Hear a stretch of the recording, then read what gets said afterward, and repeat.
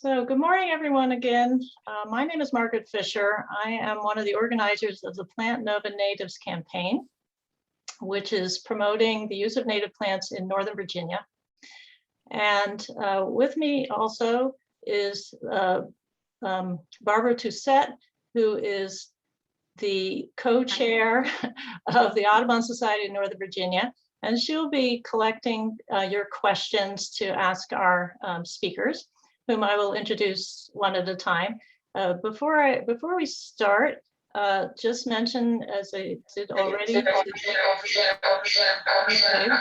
mention first of all, right, please mute yourselves when you're not deliberately speaking. And if you haven't already, please chat the name of your company or other affiliation into the chat box. If you're on the phone, and you want to ask a question and are unable to use the chat box, we will be calling for people on the phone to unmute themselves. And if you don't know how to unmute yourself, it's usually to punch in *6.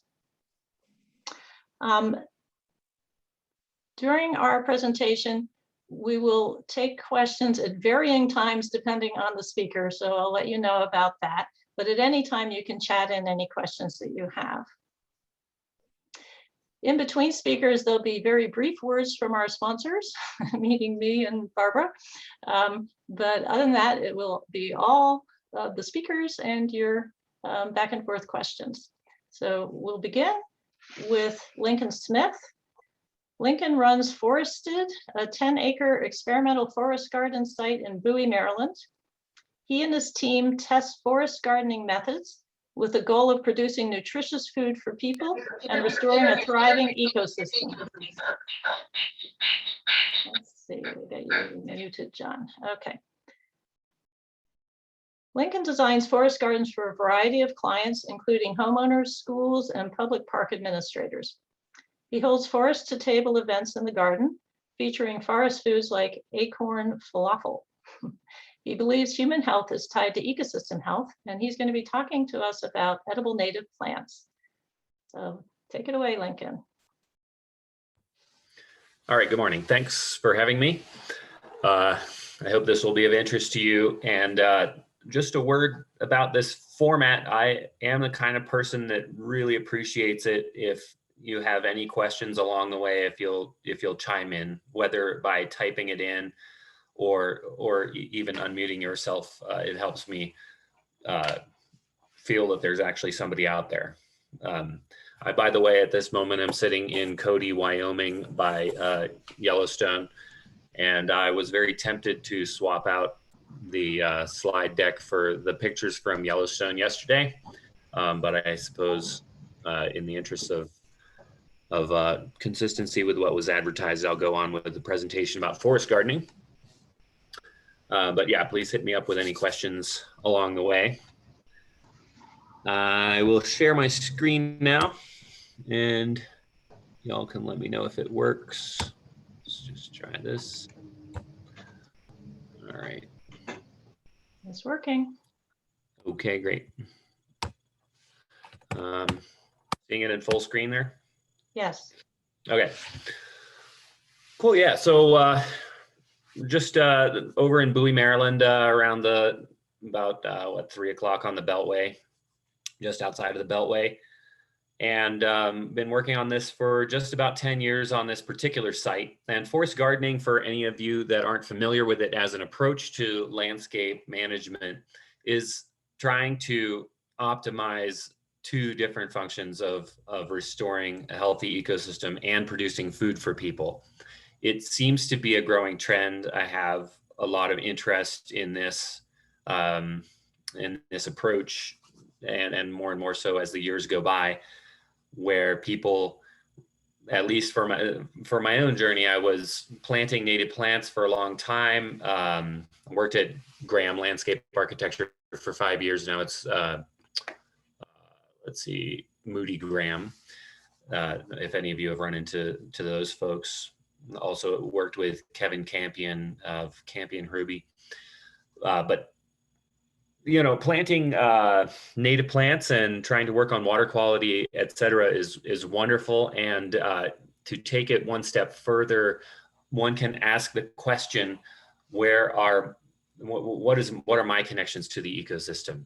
Like, you plant plants for habitat requirements for the animals, but what about the lands that supply your own needs? And to contextualize this, most of our food and supplies are coming from lands that are not functioning as ecosystems. So while the industrial agriculture system is a wonderful and amazing invention in many ways, and we're lucky to have it, none of us has ever, probably in this group, I would imagine, ever known what it is to really be hungry. We're lucky to have this huge flow of food. We are displacing ecosystems at a huge scale, which we're also doing with the way that we manage land. So forest gardening asks the question, how can we work with the amazing temperate forest ecosystem of the eastern United States to restore the functions of this ecosystem and produce food for people? It's not an easy question, especially in our current context of incredibly cheap food and an incredibly easy ability to dominate this ecosystem and remove it and do whatever we want with it. But I think it is time, historically speaking, we're occupying so much of the world's land to produce our food and do the other things we want to. We need to reintegrate ourselves into this the ecosystems wherever we live, and in the eastern United States, that's the forest. So this is the goal. You'll hear related practices referred to as variously as food forest or agroforestry within the sort of forest agriculture thing, or edible landscaping, permaculture, et cetera.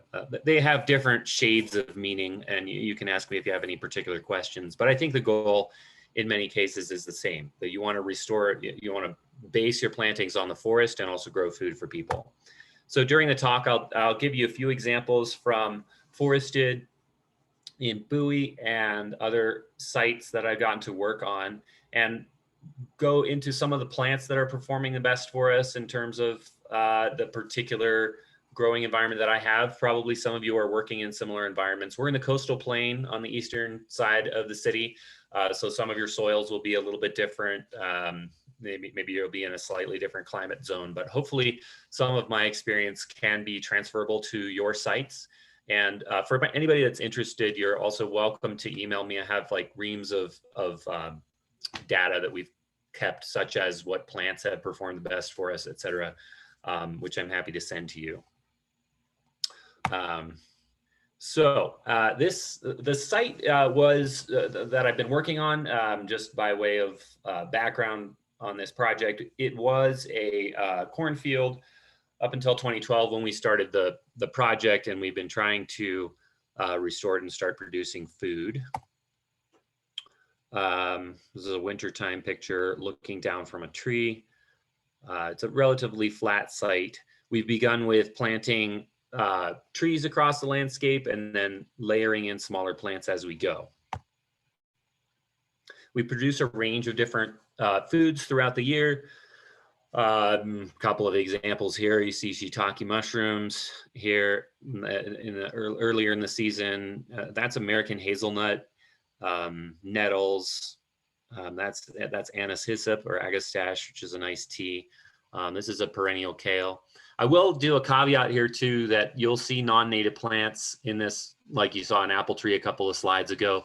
I don't grow strictly native plants, but the philosophy is very much to, we'll try just about anything that isn't an invasive plant that may produce food for people, but we emphasize and prioritize anything that's native, especially native in our particular neighborhood. And I'll have some examples of that as we go along. So as the season goes on, we get oyster mushrooms. That's a native mushroom. Various vegetables, etc. In order to try to connect people with these foods, we do partner with chefs to make foods, because sometimes people will be encountering a fruit or whatever that they've never seen before, and that's not appealing necessarily until you have somebody who's really great at making it into something fun. So people show up at the site and they get a tour of the garden, and meanwhile, like, our team comes out and people get to try appetizers, and then eventually they sit down to dinner. So it's lots of fun. The chef comes up with all these really cool creative things. In the past, we've worked with Michael Costa, who's the head chef at Zaytinya in DC. We haven't actually been able to do this since COVID began. We're hoping to get back to it. In the interim, we have more recently started doing our own simpler events where we're producing the food.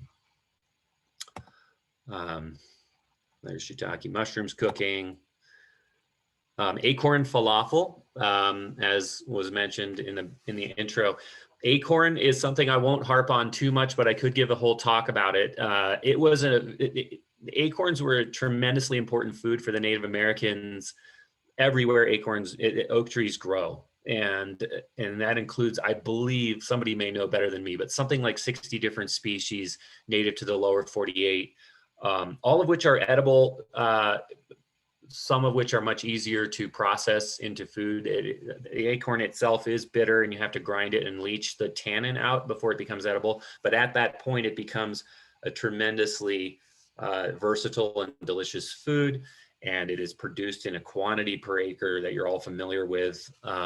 Probably when the oak trees drop their nuts, that's almost as much per acre as wheat.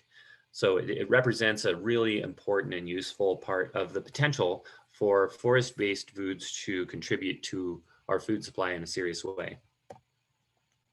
One final example of food here. This is a fun dessert array that the chef came up with. This is pawpaw bread with Chickasaw plum jam. The native Chickasaw plum has been a really good producer for us.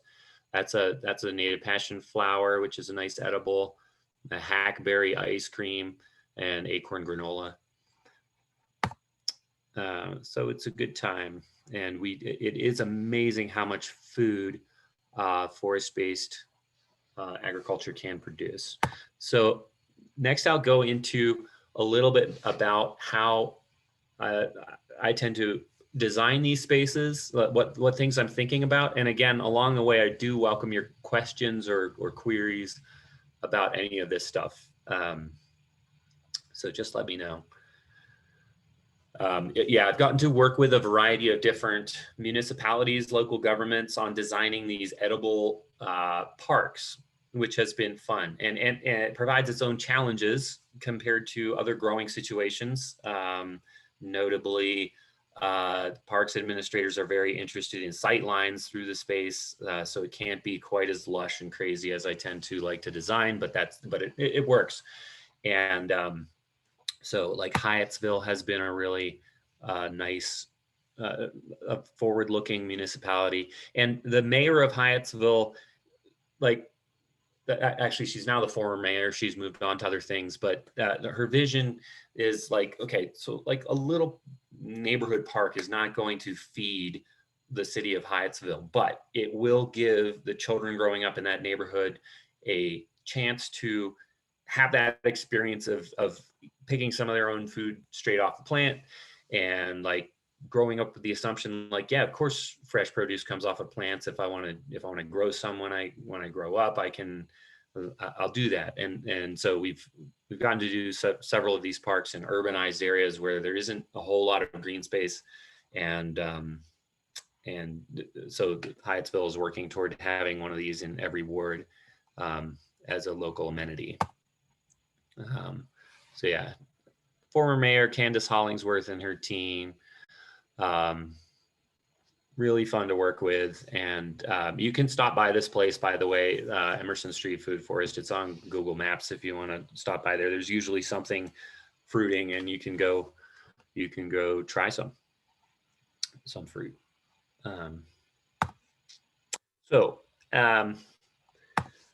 A few ideas about, like, okay, so you want to create a landscape that is working like the forest, but also producing a lot of food. So here are some of the things I'm working with, and as you've doubtless ascertained by now, it is very experimental. So a lot of the stuff we're trying it out, and we're trying in a lot of ways to synthesize what like the crop scientists, people, agronomists, and stuff with like forest ecology, which are disciplines that don't talk to each other a whole lot most of the time, but we'll try to synthesize this stuff and see what we can do.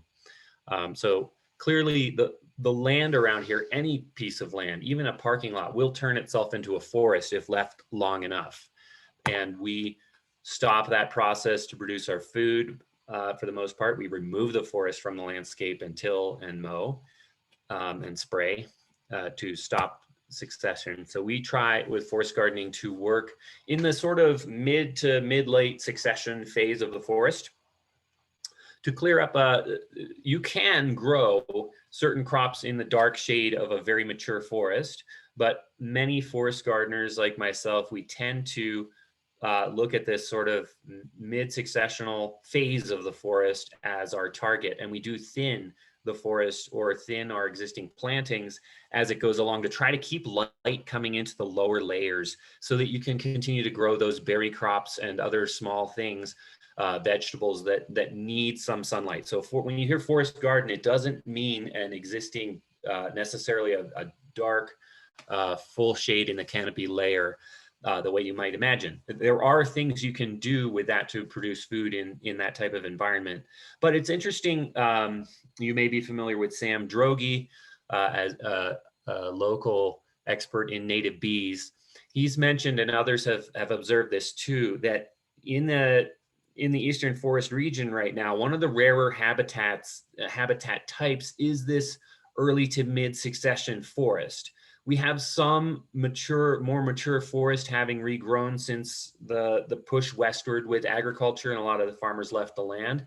And then we obviously have tons of lawn and stuff, but these early succession habitats are more rare, and native bees, birds, caterpillars, etc., that are adapted to that phase of the forest are lacking habitat in general. So this is where we tend to play with forest gardening. So it is very, the successional process, as you're familiar with, a field let go will turn into an incredibly thick, exuberant mix of many things. So we're trying to work with this as much as possible without completely losing our sanity and to making, a reasonable harvest. But we have a tremendous respect for this process. The plants are rebuilding the soil that was really worn out by hundreds of years of growing tobacco and then corn more recently. Very low organic matter on this particular site and in many of the sites around the region. And one of the fastest and best natural ways of growing soil is to just let these pioneer plants, these nitrogen fixing plants, get in there and just build up the soil like crazy. We do arrange the plants in layers in all these landscapes. This is forested in Bowie, which is always going to look a bit wilder. We do the same pattern in more manicured looking landscapes where we will put tall canopy plants. This is a young black locust tree, but one day it will be larger, and then smaller layers down to the smallest layers. As they grow, we will limb the taller plants up. We will remove the lower branches so that there's room underneath them for shorter stature plants to grow. We also arrange it so that the taller plant in the patch sits to the north, because like in this photo, north is to your left, and the sun will tend to be coming from the south or the southeast or the southwest. And that means that the vegetable gardens down in here will always have sun, even as this becomes a bigger plant. We'll just keep cutting the branches off so that the sun can come in underneath. So we're layering and paying attention to where south is, kind of like a solar panel. If you fill a field with solar panels, they're all going to be facing south, and each one set so it doesn't quite block or shade the panel behind it. We're trying to mimic that with the way we lay out the vegetation. Lincoln, you wanted to be interrupted. Here's a question about this. How often and how much percentage-wise do mature trees need to be pruned to allow for a thinner but still healthy canopy?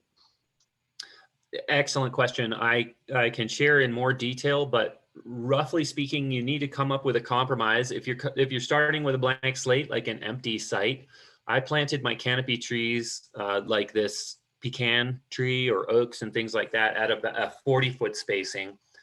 from each other, which means that they have about 20 years, roughly speaking, until the canopies will start to touch and close together. So my plan is to thin out about half around that 20-year mark. It won't be all at once, but we'll be continuing to remove some of those, because the remaining canopy trees that we leave, like when we remove some of that canopy, the remaining ones can grow larger toward the direction of those nut savanna type landscapes that the Native Americans maintained. But it depends on your spacing and your time horizon. You can plant closer than that, but then you'll have your canopies growing together sooner. So I'm looking sort of at a 20-year time horizon, and we're already at 10 years in, and I can see it coming. And it's not easy. We'll be removing some trees that we like, but we'll try to make use of the wood for various things. And a follow-up question or similar question was, how close can persimmon be planted in a small grove? Well, I grow a lot of persimmon. It's one of those amazing things that pops up wild on this site without me planting it. And you do see them form pretty tight groves. If you have a small space, I tend to like to grow several varieties together to get more use out of the space. So, if I were planting individual stems in a really small space, you could play around with like a 6-foot spacing and growing, say, 3 as one clump. If you wanted 3 different varieties of persimmon, and I'll have some examples of varieties later. That said, if you want to, the persimmon will end up, the American persimmon ends up kind of tall and narrow relative as a proportion. So I see them like pretty mature at only 30 feet wide, even if they're open grown. So I would say 20, 30 feet is a good bet for American persimmon, much smaller if you're trying the Asian persimmon. But I know we're mostly focused on native plants here.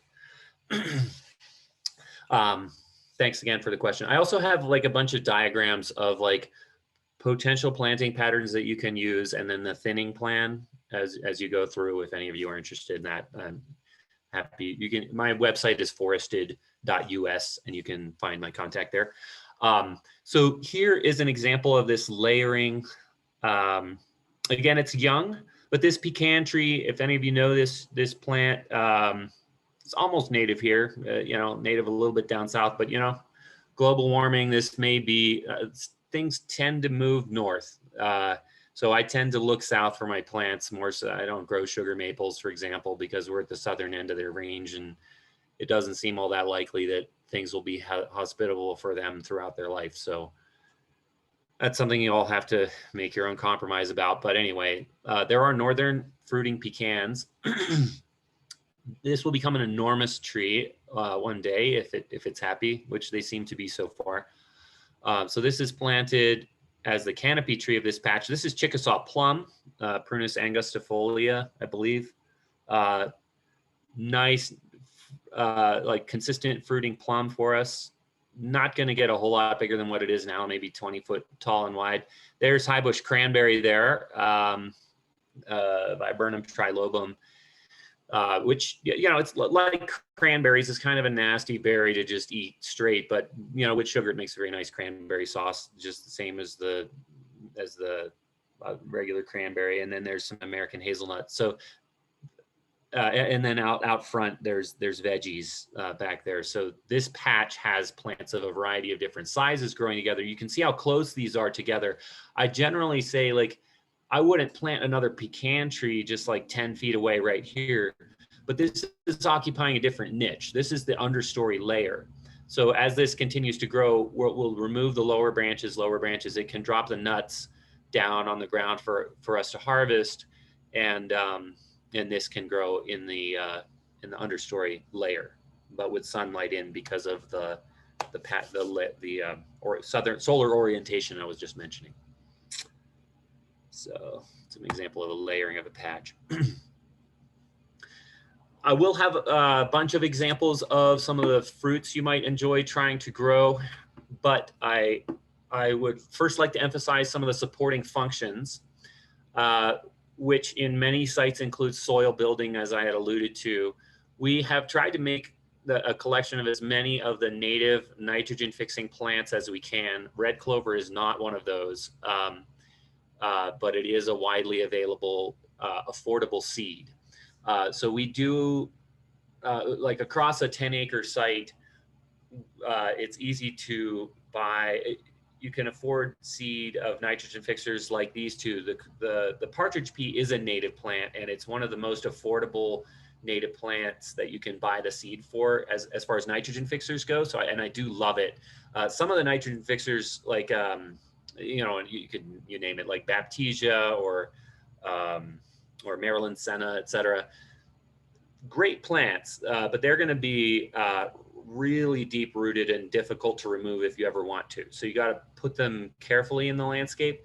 Partridge pea as an annual, it's fixing a lot of nitrogen, but if it, you know, if it wanders into some place where you don't want it, you can just like weed it out super easily and drop it on the ground, and that rots and just, you know, it's infusing fertility into the soil. So I do love the partridge pea a lot as a easy to establish native nitrogen fixing plant. And like I said, this particular site was really beat up, so we're using a lot of different nitrogen fixers amongst the new tree plantings. Margaret, just let me know if you have any trouble hearing me at any point. I just got a little thing on the screen that said something about my connection, so just flag me down. We're hearing you fine. We're hearing you fine, like, and we actually do have one more question that showed up on the chat, okay, and it was, how long does the Chickasaw plum live? Oh, well, I've only had mine for about 8 years. I haven't looked that up. It does make a lot of suckers, and I have found that, you know, they transplant, you know, so it's easy to divide and establish new ones. They start fruiting pretty young too, maybe 3 or 4 years. I have had some storm damage. So if it's a wind, my site is a very wind exposed site, although as stuff grows, it's becoming a little less so. But in the early years, I had a few of them break. But, you know, we kind of prune them back, and then they grow back. But yeah, that's a good question. I don't really know the answer to. Thanks. And there's one other, and this is back to your nitrogen fixing plants. Could you say again why red clover isn't usually desirable? I thought farmers use it all the time for nitrogen. Oh yeah, I do love it. I'm just acknowledging that it's not a native plant. So I have not heard of red clover really being a terrible invasive outside of an agricultural context. Somebody can correct me if I'm wrong. But it is broadly used, and I made the decision. I do use some non-native plants.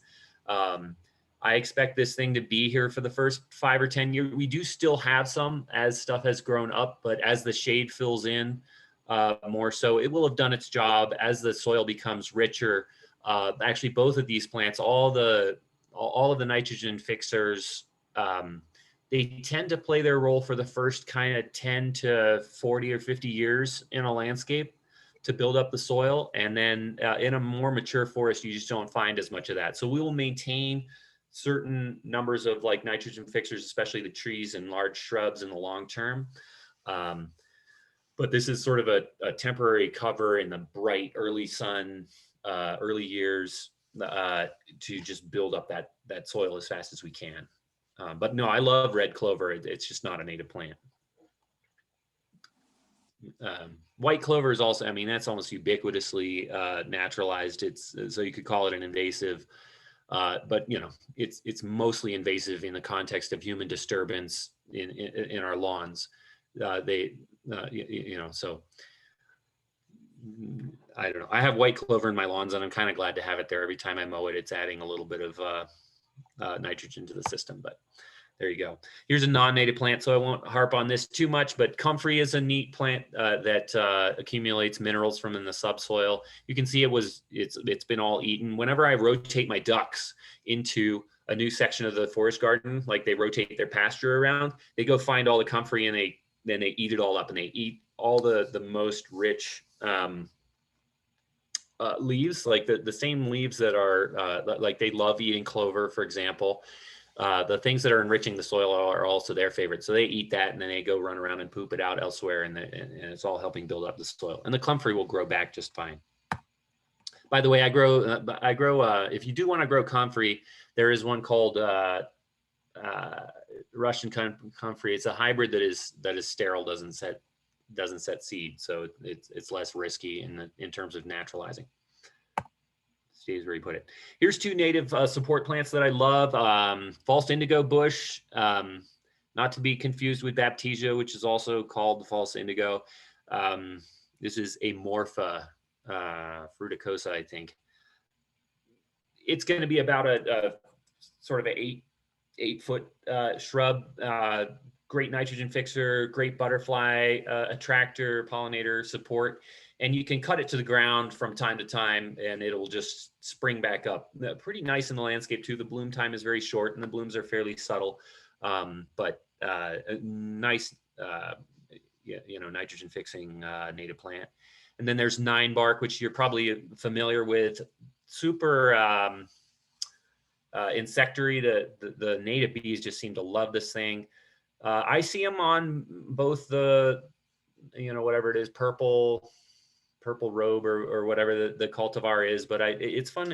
Even the species is very nice and takes pruning very well too. It's a bigger shrub, it's going to be easily 12 by 12 or something, but super nice in terms of supporting the diversity of insects in the landscape, which is huge for ecosystem function and food production. And I'll have a couple examples of that too. So we grow a lot of plants in the landscape that we can't consume the fruit of because of the wildlife value. So obviously winterberry holly is an important wintertime bird food, and we do want birds in the landscape as much as possible. And there's been some pretty neat studies where people have looked at orchards where so they did experiments where they stopped spraying insecticides in the orchards and then see how they perform. And in one experiment, they planted winterberry holly and a suite of other things, native viburnums and stuff, into the understory of an orchard. And they found that the pest pressure was less in the more diverse orchards because those understory native plants are bringing in a whole lot of birds and other predators into the system that helped reduce the pest pressure. Because if you think about a monoculture apple orchard, the only other thing that can live in that landscape is apple pests. And it's not a great habitat for anything that's going to eat those pests like birds, because the only food they have is that pest that when it completes its life cycle, there's nothing left there. So it's been fun to see the diversity of insects and birds rise in this landscape like markedly over the few years that we've been there. At the beginning of the project, my neighbor has this cool camera with a long lens on it, so he takes these pictures in the garden. The bluebirds were around when we started the project. We're very glad to have them. We added some houses for them. They do a great job on the insects, as do all the birds. Indigo buntings were not there, and they came in a few years later. So they're an example of one of those species that appreciates that early successional forest type habitat. Here's a bad picture of a hummingbird enjoying the native coral honeysuckle. You may not know that hummingbirds, obviously they famously need the nectar, but they eat a lot of insects too. So if you provide that nectar source for them, they'll help you out also by consuming some of the insects around the vegetable garden off the fruit trees. So we have a mix of the things that we do native seed mixes into. They're more expensive, so we can't do them across the whole site. But we have had neat germination of things like coneflower and anise hyssop there. We then put the Queen Anne's lace in there. It's just there, but it does. You do see native insect nectaring on it sometimes. I think one insect that, before I get into fruit, which I promise I will do in just a second, this guy is a really fun example of the connections within an ecosystem. So when I first planted the tiny trees in the field, cherry trees and stuff like that, the Japanese beetles came up and destroyed them. Like, I mean, I was removing the beetles as fast as I could, but they would take every leaf off of, you know, these young plantings, and then they'd push out another set of leaves and they'd take all those leaves too. So we had heavy pressure of Japanese beetles for the first 2 years. But then the goldenrod started to grow, some of which I planted, some of which was just growing wild. And then on every goldenrod plant, you start to see the blue-winged wasp. This is an interesting example of a native wasp that has adapted to prey on an introduced pest. I think the Japanese beetle has been here for a long time, and so this is a very hopeful development. So the wasp will go lay its egg into a Japanese beetle larva, and the wasp consumes the Japanese beetle, which is very helpful. But you do not have this wasp around unless you have goldenrod or certain things in the mint family. As an adult, it does not eat Japanese beetles. It needs nectar from particular sources. So if you don't have a goldenrod population, you don't have this predator as a pest control for Japanese beetles. So it's been neat to see that. And I have not had another bad beetle year. Like this year, there were definitely some beetles around, but like natural pest control like this, you're never going to eliminate every single Japanese beetle or whatever you're looking at. But having a bunch of predators around it blunts the population spikes.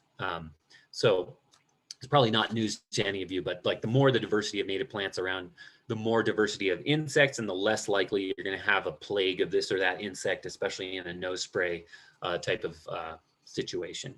And this is just one example that I happen to know about. And there's just myriads of insects out there doing their jobs, and it's really fun to see and learn about.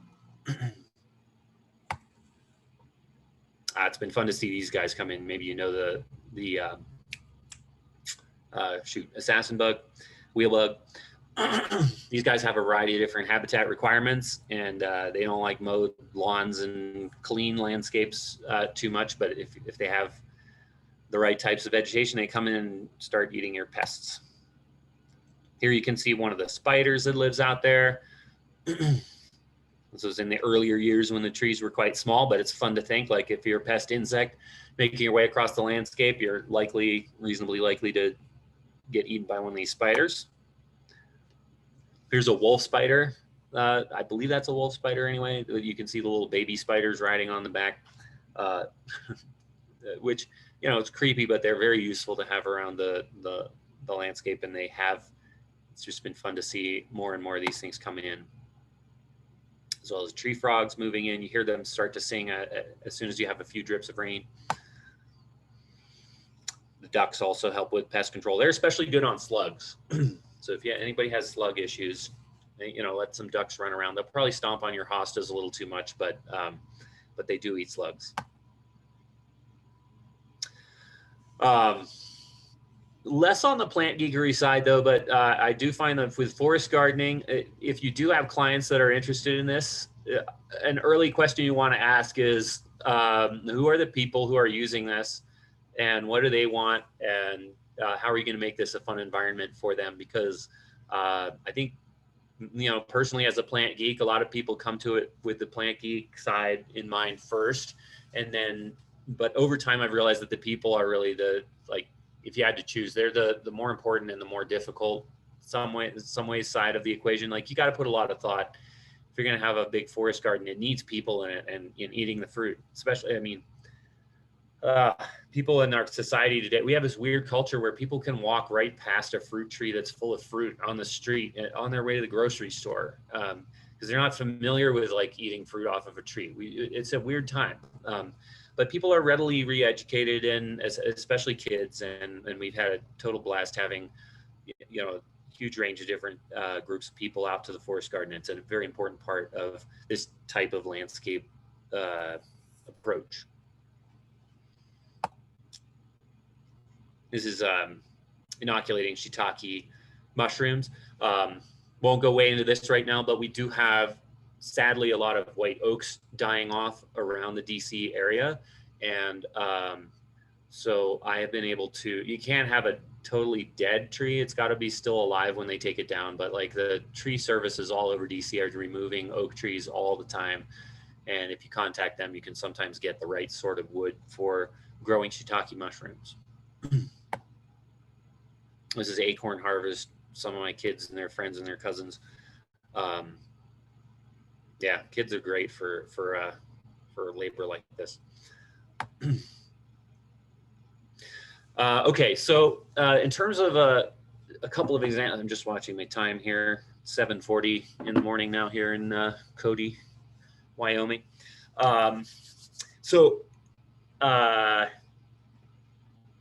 We're trying to work with the local ecosystem to grow the food we need, right? And in order to do this, we need to learn to use some fruits that we're not familiar with, which means like rethinking things. Like some of you have probably had American persimmon. Probably some of you have had some really bad experiences with American persimmon. If you eat it when it is all plump and orange and nice looking, it tastes absolutely horrible. Turn your face inside out. But once they're all wrinkly and sort of turning bluish almost or gray, then they're actually a phenomenal fruit. And on the particular site where I am, after a couple of years, we realized there's tons of persimmons coming up everywhere. And they're even coming up in the hayfield next door where they hay it and they even disc it from time to time. And that doesn't kill the American persimmons that are growing up there. Whereas like I try to grow apple trees and they're hit by every blight and whatever, and you got to baby them. Like American persimmons are incredibly well adapted to the particular site where I am. So we try to pay very close attention to that. If I'm going onto a new site in a new neighborhood, I try to make sure that I walk around the neighborhood and go into local parks and local fields and see what is growing there, because try to work with what naturally occurs. And this American persimmon is an incredible tough plant for our area. But the fruit, it's small and it's very seedy. So what we can do is say, okay, the wild American persimmons are telling us this is a fantastic persimmon growing site. You might be surprised to know that there are selections of American persimmon. So it's still Diospyros americana, but it produces a much bigger and much less seedy fruit. So you don't want to clonally propagate persimmons across the entire landscape, but if you're going to make your living from and get your food from this landscape, this is a way of being like, okay, can we thank you for the persimmons, can we take this in a direction where it's still working with the persimmons, but it's a little bit more usable for people. And there's like a handful of varieties. I think I've grown about 5 different varieties of selections of American persimmon that are absolutely wonderful. Proc being one of them. You can see the difference in the size between an improved and a not improved American persimmon. You can take it one step further too, if you want. Like the Native American persimmons growing here tell us this is a good persimmon site, and you can grow Asian persimmons. And then there's also hybrids where they've crossed the Asian persimmon with the American persimmon. Actually, the Soviets did a lot of that work. So you'll get these varieties named things like Rosyanka or Nikita's Gift, things like this, where it has traits of both parents. And again, very suitable to this growing environment. This is a kind of a fun example. You're probably familiar with the Bradford pear. It would be surprising if any of you weren't. It was the darling of the landscape industry for a few decades there, planted in every neighborhood, and now went feral. And this is a field just behind where I am. The white blossoms you see there. I did an experiment this spring where I was like, if I drove about a quarter of the Beltway from Tacoma Park, north of Tacoma Park, over to Bowie. And my question for myself was, is there any point on the Beltway where I cannot see a Bradford pear blooming from where I am? Technically, it's not a Bradford pear, it's just Callery pears. It's the children of Bradford and others. But anyway, can I not see Bradford from anywhere along here? And there was no place along that stretch of the Beltway, miles and miles and miles, and many minutes in the car. There's always one in sight. So it's totally ubiquitous, invasive plant. It makes an inedible, nasty little fruit, but it makes a really good rootstock for good fruiting pear trees. So what you can do is top work the Bradford pears in your neighborhood. If you want to. It's an easy grafting technique. I recommend bark grafting, which you can Google at. and get good YouTube videos showing you how to do it. Or you can come out to Forested in Bowie, and we do it in April or May. But it allows you to transform. So if you buy yourself a pear tree from the nursery, it will come to you most of the time already grafted on Caleriana as the rootstock. We have this rootstock just growing like crazy across the region. So once grafted, this is an Asian pear. You can also graft European pears, the ones that look more like the pear shape that you're used to. You know, we could be a pear production capital of the world with all these calorie pear that we have. And once grafted, it's no longer invasive. Like, you got to cut the suckers off of it, make sure it doesn't revert to growing as a Bradford pear again, a calorie pear again. But you know, like Asian pears like this and European pears are not invasive plants anymore. And you know, like, let's say if you mess up your graft, you just set back an invasive plant. So it's a fun thing to do, and the opportunity is widely available. So I'll just finish here with a couple of other examples of things that have grown well and that we like to eat at the Forest Garden that you might like to try. And then I'd be glad to have any questions or comments from you all. Pawpaw is, you know, it's becoming a more well-known fruit. I would say go easy on it in terms of how much you eat of it all at once, but it seems to be a pretty good plant. My favorite way to deal with a pawpaw is to take the skin off and then run it through like a food mill, one of those augers, because that gets rid of the seeds pretty easily, and then you can freeze the pulp, because the pawpaws tend to all come ripe at the same time, and they have absolutely no shelf life. So it's nice when frozen as a pulp. Maypops, Passiflora incarnata, totally amazing plant. Yeah, it's a little bit crazy because you know, it's a vine that will run under the ground and pop up everywhere. But if you have a site where you need to cover up a ugly chain link fence or something, it's just so phenomenal. It's just worth it. You can eat the greens are one of the nicest wild greens you're going to eat. You eat the young growing tips while they're still tender, and they are produced abundantly. The flowers are super nice, edible, and the fruit too, of course, is a wonderful edible. They have a wonderful scent. Medicinally, they are used as an anti-anxiety. The tea made from various parts of this plant, which you're probably aware we're in the middle of a anxiety epidemic, so-called, especially amongst the middle school, high school crowd. So I love to have these things on every, you know, chain link fence that I can get my hands on. The warning about it is, like, don't plant it right next to the vegetable garden or whatever, because it will run in there and pop up like crazy. But it doesn't make a trunk, like unlike a grapevine or something like that. It's going to die to the ground every year, and that makes it suitable for clambering up something. It can get as tangled as it wants, and it'll just die back and not make a big mess like something with a thick woody trunk would. Nanking berry, non-native, but you know, it's been a kid favorite. Nice front yard plant in the sense that it's well behaved, looks nice. Fruit is produced at kid picking level. Black raspberries, there are some nice selections of this. There's one called Sweet Repeat, for example, where it produces a spring and a fall crop. Bristol, just a wonderful plant. It'll fruit in some amount of shade too. You can put it on a trellis to dress it up a little bit. It's a rambly, scrambly plant, so not a front yard plant in contrast to the previous one, but really well suited for our area. A much better bet than like wineberries. Like the wineberries are an invasive plant. You know, the berry is good. I would never plant that though, because it is so invasive. It's trying to occupy the same niche that around here ought to be occupied by black raspberries. They also grow, I tend to find them a lot with black walnuts and hackberries, you know, that association. So if you have a black walnut situation and you're worried about juglone, black raspberries seem to like that a lot. There's the Chickasaw plum. It's not really a fresh eating plum. I mean, you can, but it's very tart, but but cooked into things, it has lots of pectin, great flavor, amazing color. So that's been a neat native plant.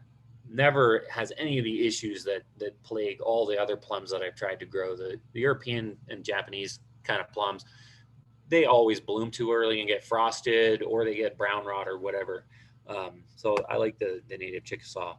Chestnut, I need to look into this more. I think it's getting to the point where you can start to get chestnut foundation hybrids to grow the American chestnut again. Meanwhile, you can grow the Chinese chestnut. It is a wonderful food. Clove currants are fun. This is one of our native currants.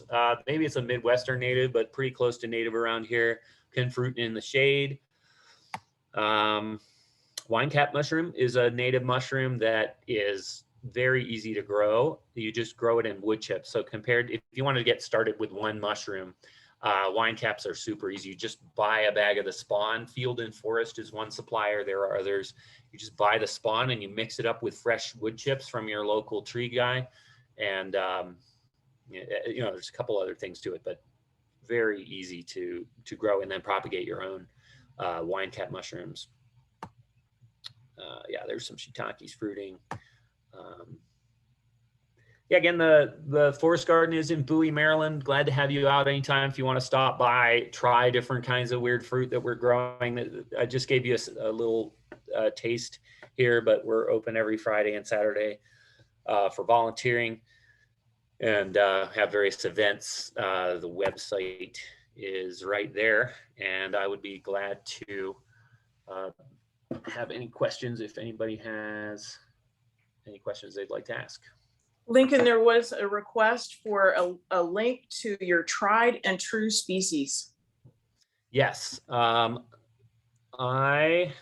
do have that I'm traveling right now. I don't think I can get that, but email me and I can send you that link when I get back to my office. It's in a Google Sheet form, so it gets updated. We will do that. Cool.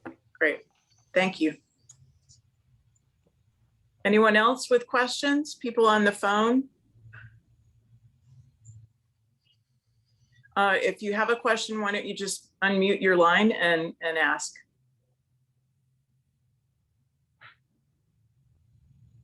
Okay, this is Joanne Hutton, and I was in conversation with a number of gardeners yesterday who complained about the commercial shiitake mushroom logs not functioning well. So talk a little bit more about that, please. You were talking with commercial growers. I think the main way that I've failed with different mushrooms is to let the stuff dry out too much. The mushroom substrate, including logs, needs to be kept moist. From that point of view, the best place for them is like on the north side of a building or underneath evergreen shade. My particular site it's deciduous forest. So it took me a couple of seasons of wondering what was going on, where the leaves fall off the trees in the wintertime, and it's also very low humidity and the sun just beats in there. So anymore, I now put shade cloth over my shiitake logs in the wintertime. I also experimented with, I have a lot of sweet gum on my site, and I had read somewhere that sweet gum was an okay substrate for shiitakes, and I have not found it to be nearly as effective as white oak in my experience so far. Trying to think of other tips. I do Field and Forest as a education resource is great. Like that the website and their YouTube channel can really help with troubleshooting any problems that people are having with growing.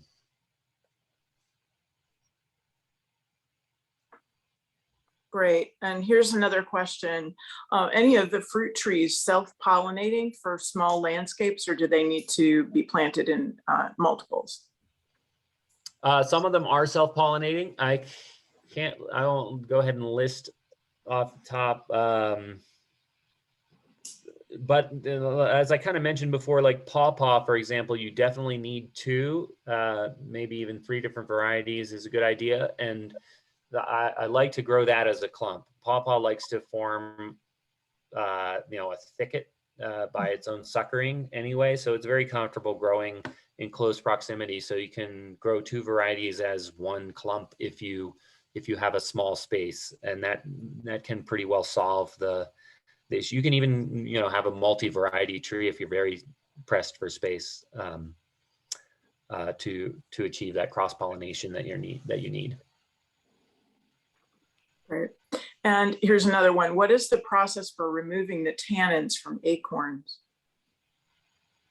I'd be glad to send you more information, but briefly, the way I do it is it's almost like making coffee. So you've shelled your acorn and you ground it up like coffee grounds, and then you run water through it until the acorn is no longer bitter. And it can take a lot of water depending on your species of acorn, but it's not a complex process. It's pretty easy. So I have it's probably like a 2x3, like a coffee tray, or like as if it were a coffee maker, but writ large. And I use a filter. The filter is a maple syrup pre-filter that you get from the maple syrup industry. Sam Thayer is an author you could look up if you're interested in foraging. He has a book called Nature's Garden that includes 50 pages on how to harvest and process acorns. He was a major source of learning for me when I was starting to make acorn food. That's great. Any other questions out there?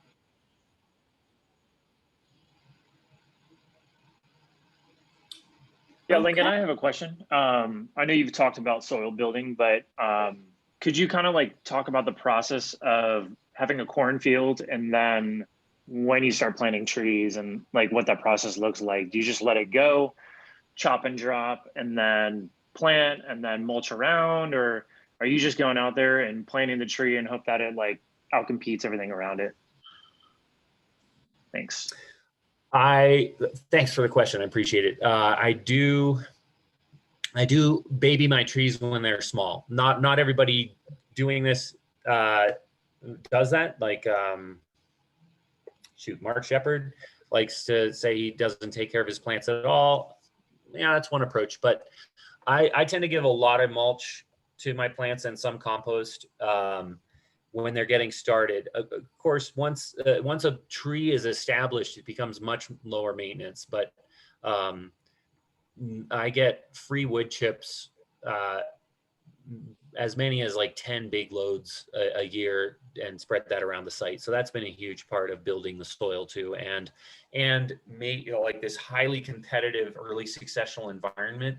If I've got a particular variety of tree, I want that tree to succeed if it's suitable. So I'll start it with like an 8-foot wide mulch ring. Like the smaller the plant, the more mulch protection I'm going to give it. So it's a donut. I don't like many mulch against the tree, but it has this bit. I'll use cardboard if I have it, or other sheet mulching material, and then probably a good like 3 or 4 big wheelbarrows worth to make a pretty huge donut. Because I also don't water the trees. Like it does make them grow slower, but I think in the long run, hopefully they're developing a better root system. And these mulch rings do a great job of maintaining soil moisture even into like a dry and droughty time period. So then you will get the wild trees growing up in between, which I tend to bush hog those down every year or two. And some of them I'll let grow, but mostly it's just their service, and then add them to the soil in terms of the wild trees.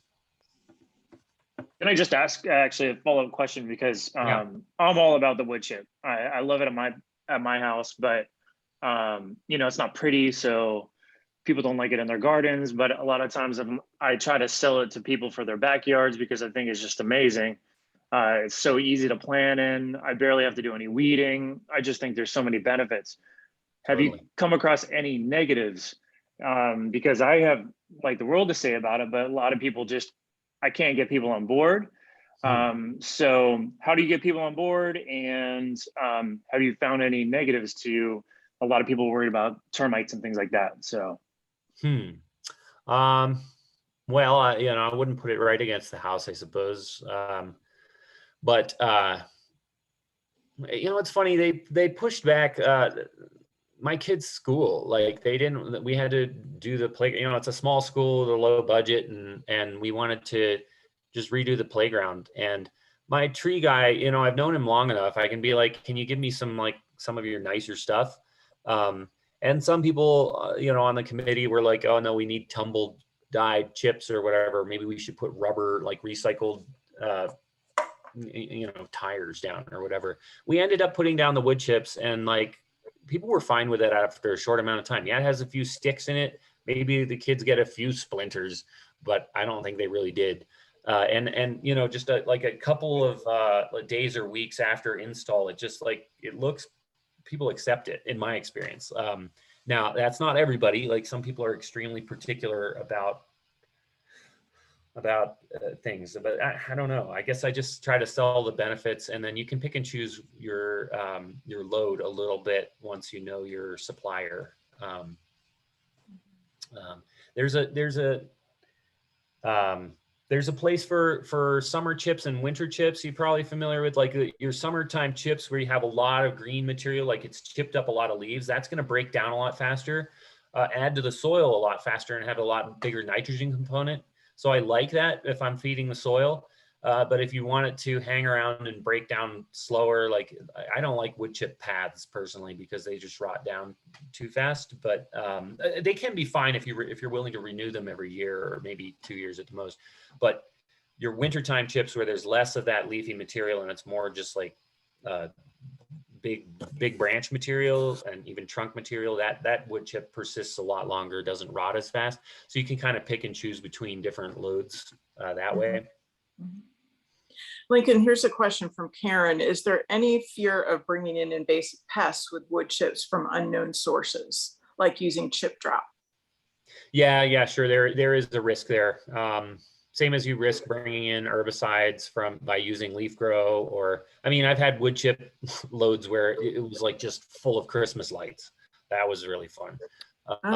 We just like, they ground up a tree that was covered with Christmas lights.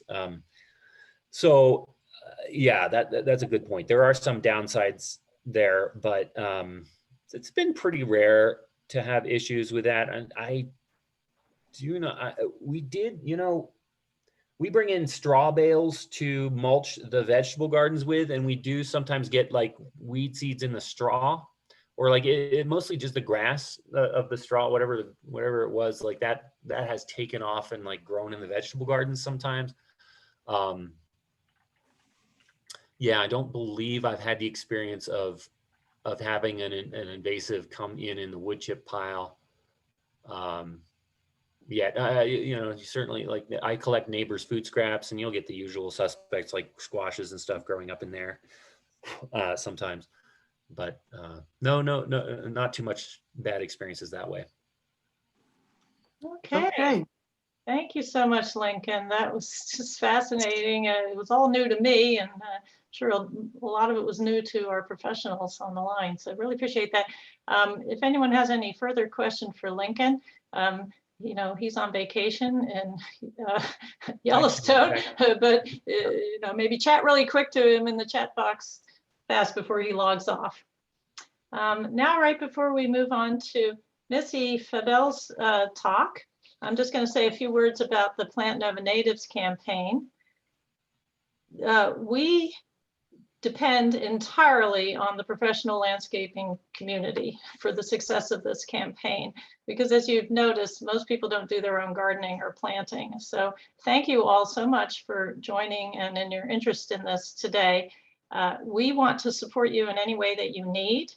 So for example, if any of you have any particular interest in and expertise and would self-identify yourself as someone with that, we would very happily add you to our website because people are always looking for landscapers who are specifically good with native plants. We will be starting in just a month from now a native tree campaign around the region. We have something like 150 partnering organizations, if not more, at this point. It's going to be a big deal for the next 5 years, where we'll be specifically, particularly pushing native trees and native shrubs. So this maybe presents some opportunities to you all. For example, we will be approaching corporations and asking them to do plantings on their properties. And their first question for us is going to be, well, that's fine, but tell us who could do it for us. So we need people who are interested in providing that kind of service with native plants and native shrubs, and designing more true habitat on their properties if they're interested in that. And so again, if you self-identify yourself as someone with interest and expertise in that, we would add you to a list of companies to refer people to. And the same is going to be true to a certain extent on the common lands for homeowners associations. We already get questions all the time about maintenance of natural landscaping. People will put in native plants on their property, and then they'll have a company come in to do the maintenance that chops them all down again. So if any of you want to develop a line of business of maintenance of more naturalized landscaping, that would be extremely helpful, and I believe quite popular.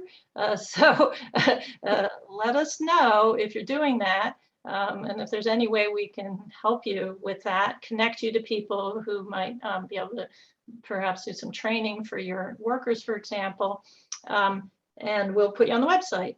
And then finally, this is a totally new idea and very much in development, but we're thinking of holding trainings for companies that would advertise themselves as being able to do invasive plant removal to rescue those trees that are in danger. Just as a very back of the envelope calculation, there may be something on the order of 6 million trees in Northern Virginia that are being threatened by invasive vines. And most people are unable to identify themselves or do anything about it themselves if they could, since to thoroughly eradicate those is usually going to need some herbicide on the stump after you remove it. And so companies that can do that, even they have just very limited line of work to identify the invasive vines, not take out the native vines, can tell the difference. Again, we would be very happy to advertise that service for you, and we'd be very grateful for companies who are able to do that for homeowners associations and individuals, landowners. So that's my advertisement for the day. And now we're going to turn to Missy Fabel, who is an ecological landscape designer and consultant. She has a certificate in field botany from the New York Botanical Gardens and a certificate in designing with native plants from the Native Plant Center in Westchester County, New York, where she also teaches and is a steering committee member. So Missy, please take it away.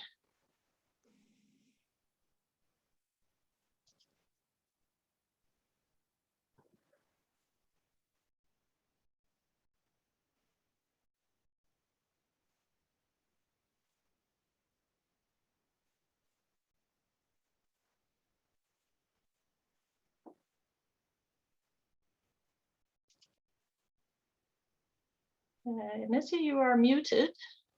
Don't forget to unmute. Sorry about that. Okay, let me get over here. Now I'm not sure why it's not going here. I had it up before. Good. Okay. There we go. Okay. So first, thank you, Margaret, and for having me here to speak with Lincoln and Sam. And Lincoln's talk was really quite interesting to me because we do have, I do work with some people who are really trying to do some more of that just in their own home landscapes of that kind of forest agriculture. So it was really interesting to see the ways that that you can do it, and also just to learn from others' experiences, because I think that's all part of it. So I am Missy, And so I'm going to talk today about native ground covers, primarily as alternatives to using mulch in the landscape. And this talk is kind of almost like 4 sections. First, just going to be talking a little bit about mulch, then about plant reproductive strategies, plant morphology, and then the species themselves that I'm going to talk about, and then as well as putting it together in a layering kind of a effect. So I'm showing these few images right here. I am currently taking a master class online with Nigel Dunnett and Noel Kingsbury, one of the leaders of naturalistic planting designs. And this is something that was done last year, I guess, by Nigel Dunnett. And I'm showing it to you because I just want you to see this transition. So here we go, June, and then in July. And then you can see later on in July. And then that was in September. So that was an older picture. But what I love about this is because he really shows the concept of using layering in the landscape, and not only just the species themselves, but over time. So the tulips disappear, the allium turn into these beautiful seed heads while the grasses start to bloom, as well as the salvia. And I just think it's a really beautiful image to keep in mind when thinking about designing natural landscapes. So we can move on to, okay, so we're all familiar with our traditional ground covers: pachysandra, ivy, mulch, and vinca. They've just have been used in our landscapes for decades. I know I'm talking to an audience who really does understand why these are problematic, particularly because they do take over woodlands and I guess sometimes homes. So what can we do to, use something different in the landscape that will also provide some ecological benefit?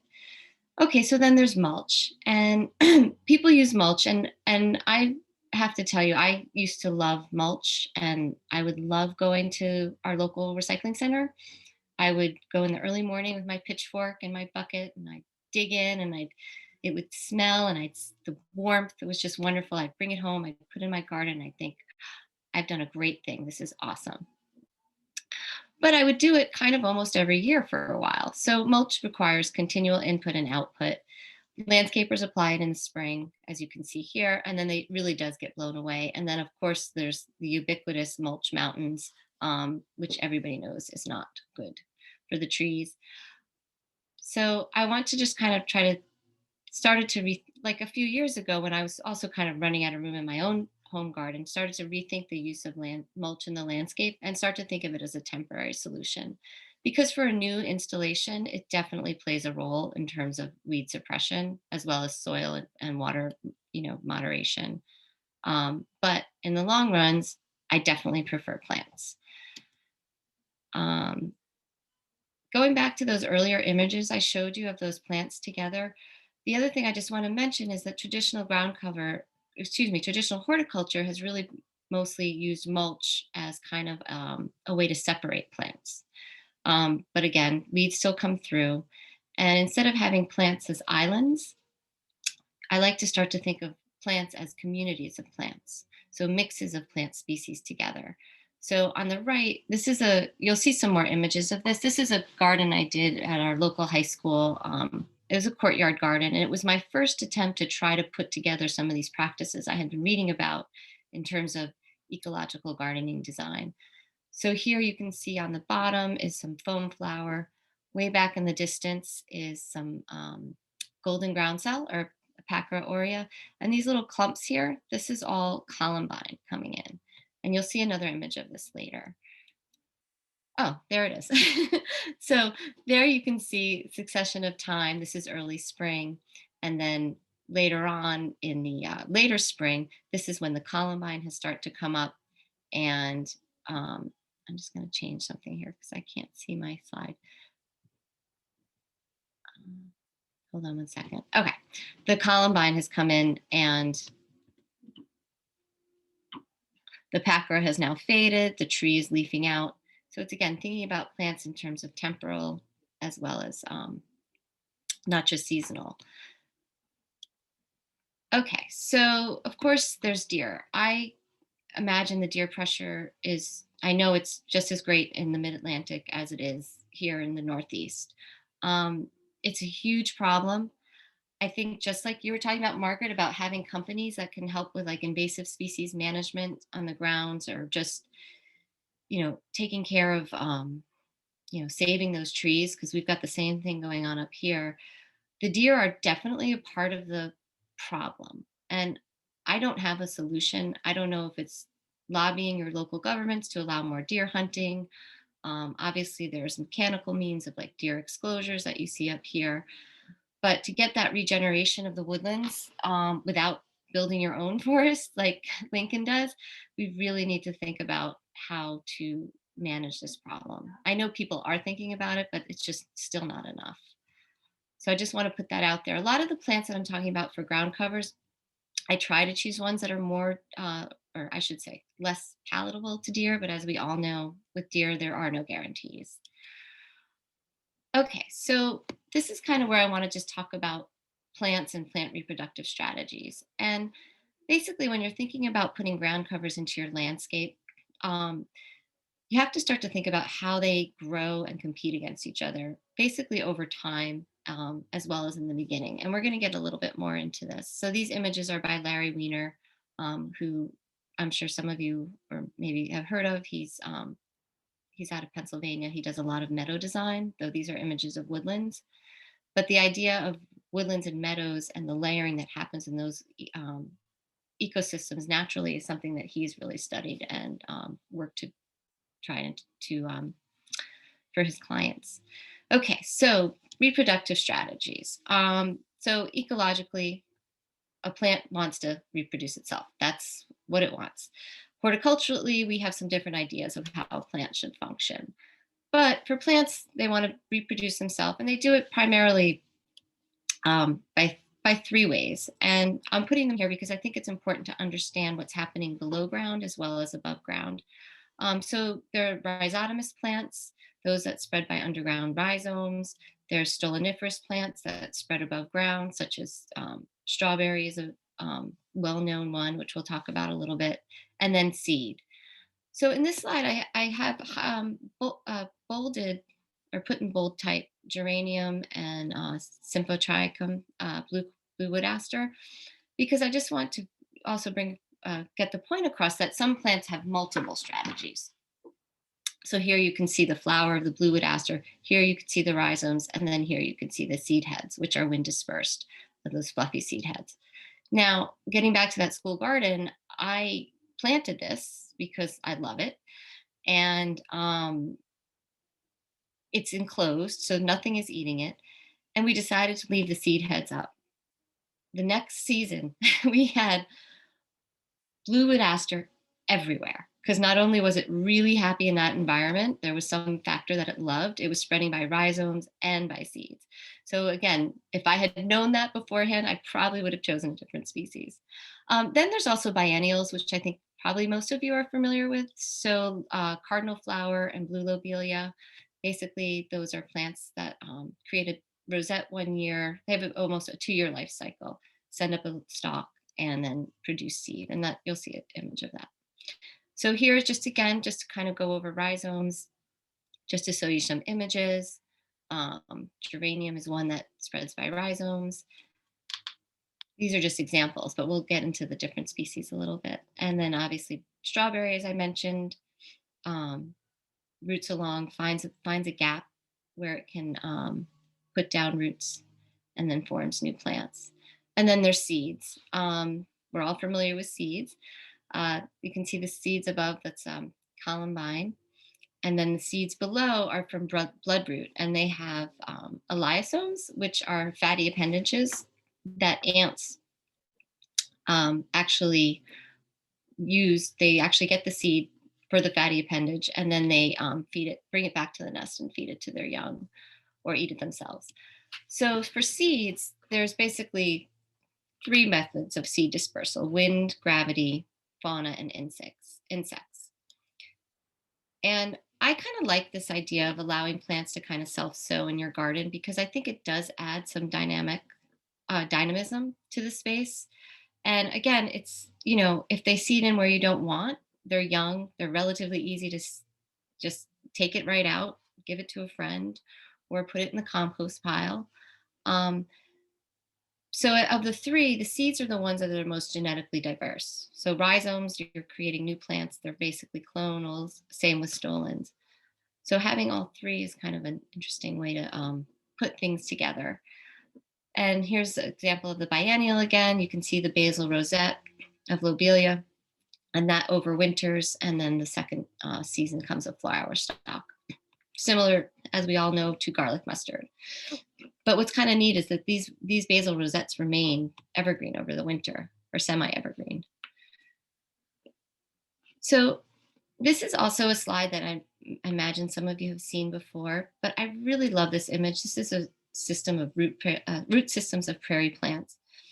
And the reason I love it is because it really does show you that there's so much happening below the ground. Soil, of course, is the building block for all plants, what they need for nutrients, minerals, water absorption.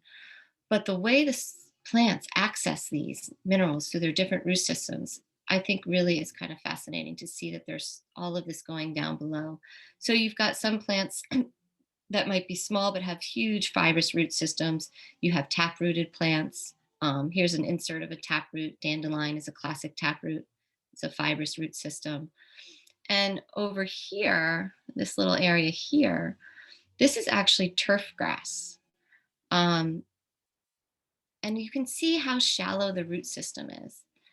And I think it really demonstrates why turf is really such, I know people call it an ecological wasteland or a desert, but really is providing very little function, ecological function in the landscape. And it requires a ton of inputs because of that shallow root system. So that's water, that's fertilizer, and then in the summer it dries out, it turns brown.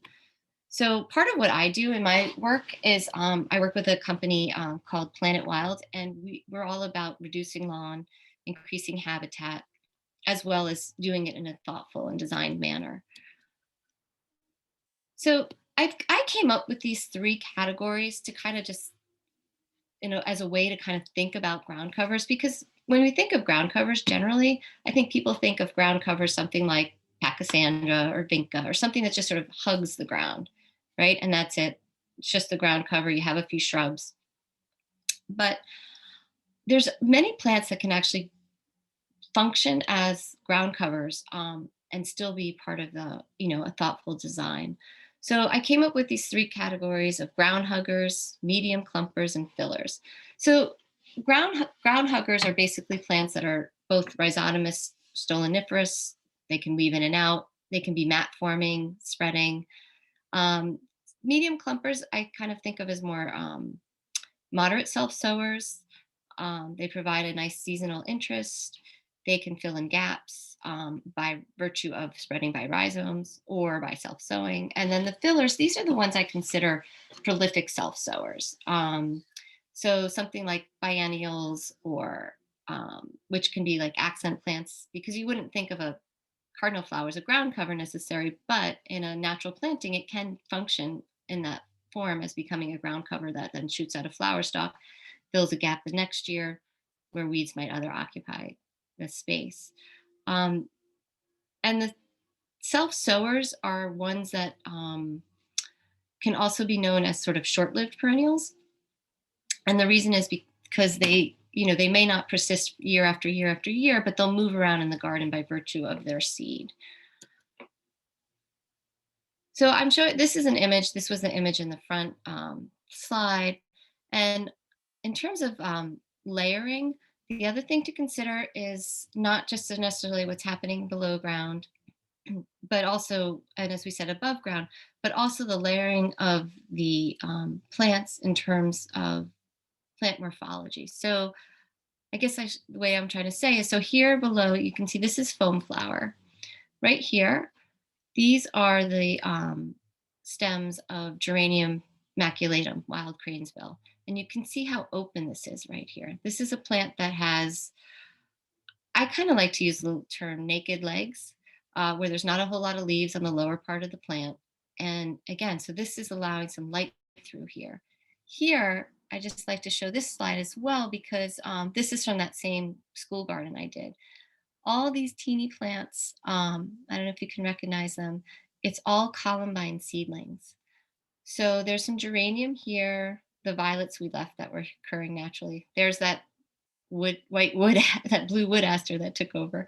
Not all of these columbine seedlings are going to become mature plants. Of course not.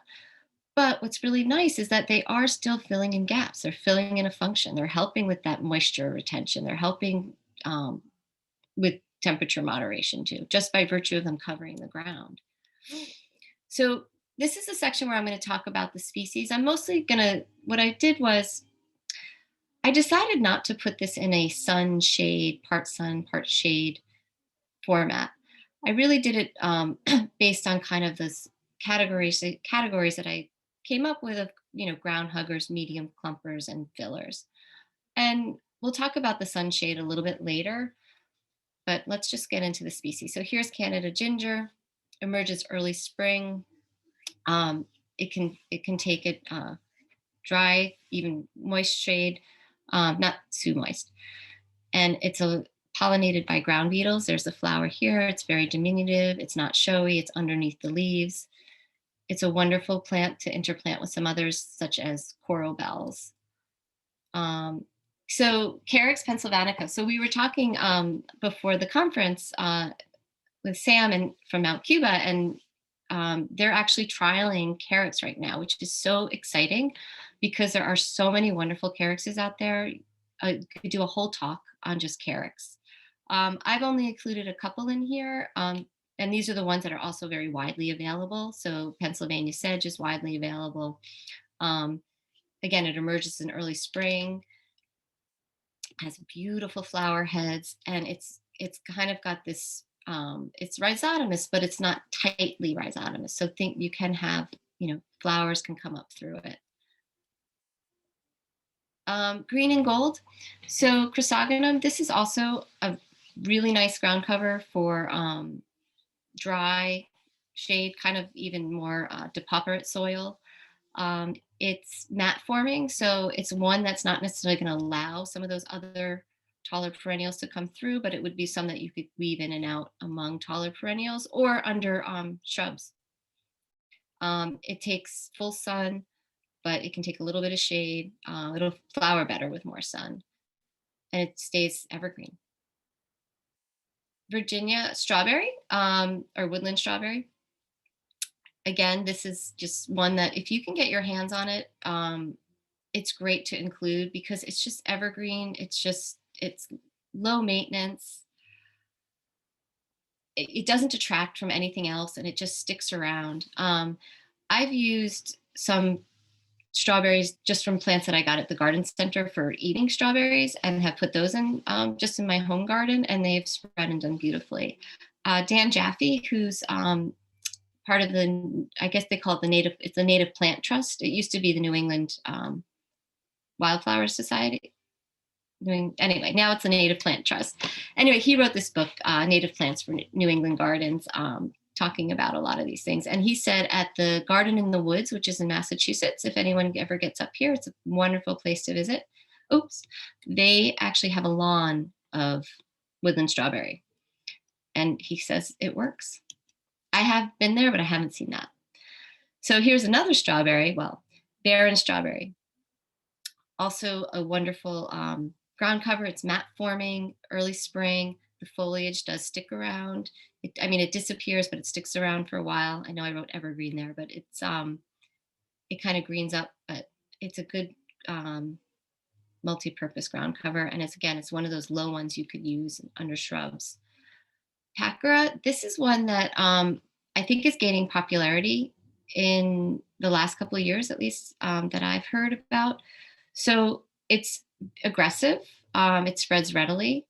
So, use it with care in terms of if you're in a natural area or if in a more designed garden bed, it might take over other perennials. But as I have said down here, it is an excellent substitute for Pachysandra, especially under deciduous shrubs because it flowers so early in the spring that the deciduous shrubs have not really leafed out yet, at least our native deciduous shrubs, I should say. So you have this kind of nice contrast of the yellow flowers, the stems of the deciduous shrubs, and then by the time those leaf out, the flowers are really have finished.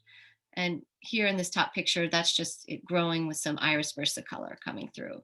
So I have it in an area where that does some more hardier plants will come through it, but you know, so anything tender, the ground cell will take over.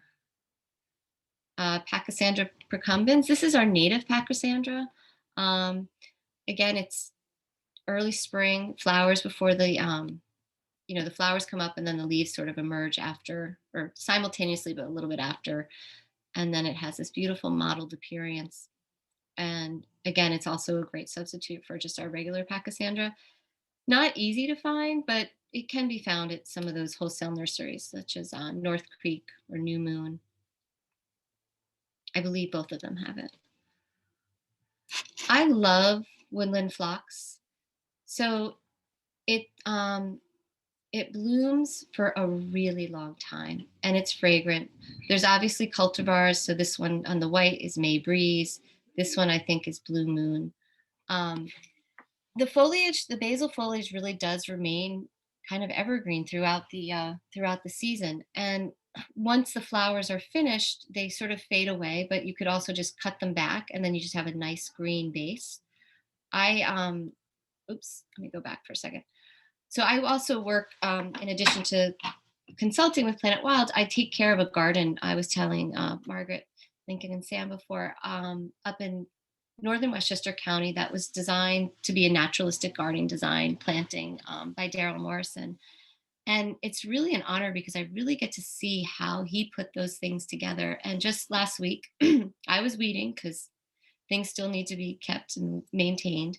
And I just saw all this phlox underneath the taller asters that were, you know, that haven't bloomed yet, some of the taller monardas, and it was doing just fine because even though those asters and monardas were growing in pretty much full sun and the phlox was in full sun earlier in the season, but by the time it gets really hot, those taller perennials are now providing that shade and that dappled light that in which woodland phlox thrives. Creeping phlox, we're all familiar with this. Sorry, I was thinking moss phlox, but creeping phlox is another one. It's great to interplant with woodland phlox because it extends the bloom season. It's a little bit shorter in stature. And again, here you can see it with some foam flower in the background. This might even be from Garden in the Woods. There's some pictures in there. And then moss phlox. So this is the one that we think of as sort of a full sun over rocks spiller kind of a plant, but it does form a suppressive weed suppressive mat, and it is evergreen, and the foliage remains attractive all summer long. So again, I know it's common. I think it's very difficult to find the straight species. You can in some, again, wholesale nurseries like North Creek or New Moon, but in retail, you're probably going to get a lot of those cultivars of, you know, blue cushion and whatever the pink one is called. I don't remember. Mayapple. I included mayapple because for a woodland setting in a natural area, it really does spread and form a beautiful carpet in the spring. It's it's an ephemeral, so the foliage will disappear in the heat of summer.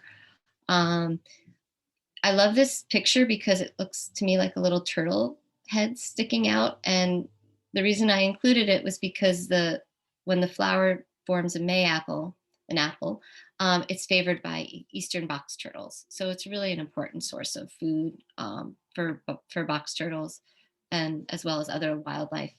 And you need it's kind of neat. They look like little umbrellas, but you need 2 umbrellas for it to make a flower. So it takes its time to flower, but once a colony is established, it'll just keep spreading. Again, this one, I don't know how easy it is to find, but I just wanted to include it because some of the I think some of our job as landscape professionals is to lobby the nurseries to have and carry more of these native plants. That they're doing more. It's a lot has changed in the last decade, or well, certainly in the last 2 decades that I've been interested in doing this personally and professionally.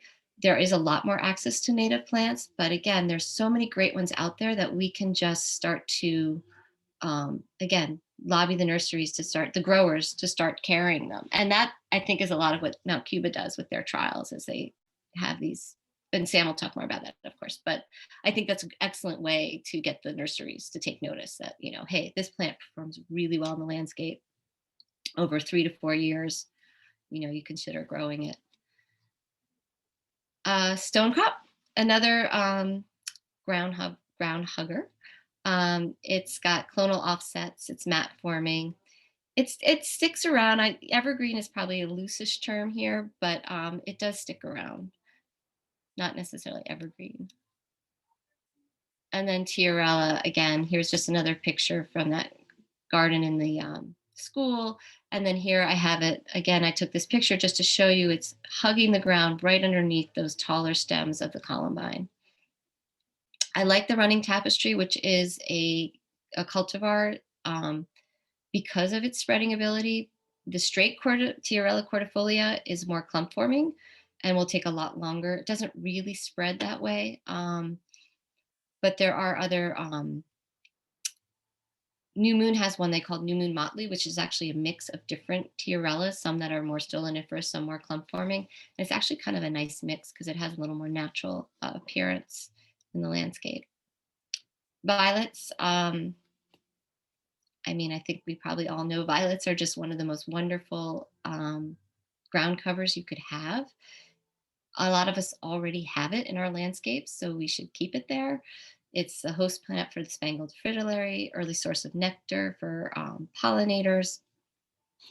It's so amazing how it reproduces its seed. It propels it across the landscape. It also has what's known as cleistogamous flowers. I always pronounce that wrong. Cleistogamous flowers, little kind of, it can self flowers underneath the plant that can self-fertilize.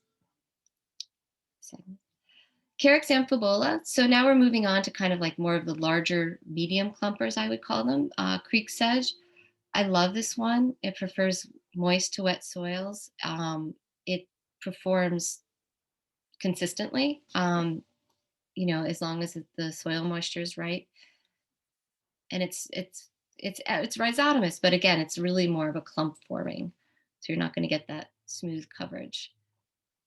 Hay-scented fern. I know that hay-scented fern can sometimes be considered not desirable in a woodland setting because it can suppress perhaps some of the other woody vegetation from coming up. But in certain situations, it can really help to, especially if it's in a degraded area, to just fill in an area quickly. It can, again, form a monoculture. It has beautiful fall color. One of the ones that you just, you see naturally occurring, and again, can be used, I think, more often in our gardens, in garden settings or natural landscape settings that are maintained. White wood aster, many of us already have this growing naturally. I tell clients all the time when I'm going on site visits, I was like, look, you already have this white wood aster. Why not just encourage that and take away some of the things that are preventing that from really taking off? Geranium, I love geranium.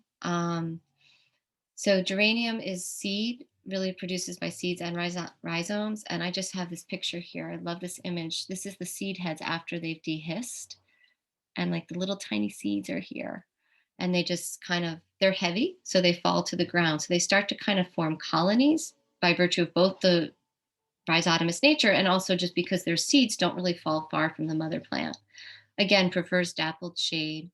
It's a great woodland edge species. Also blooms for a really long time in the spring. Heuchera.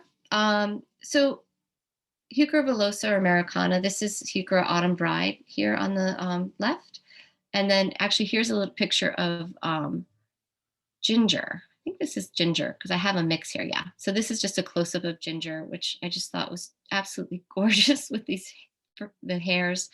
And then here they are together. So I've planted this in places where it was not eaten by deer, and then I've had it decimated by deer, utterly decimated.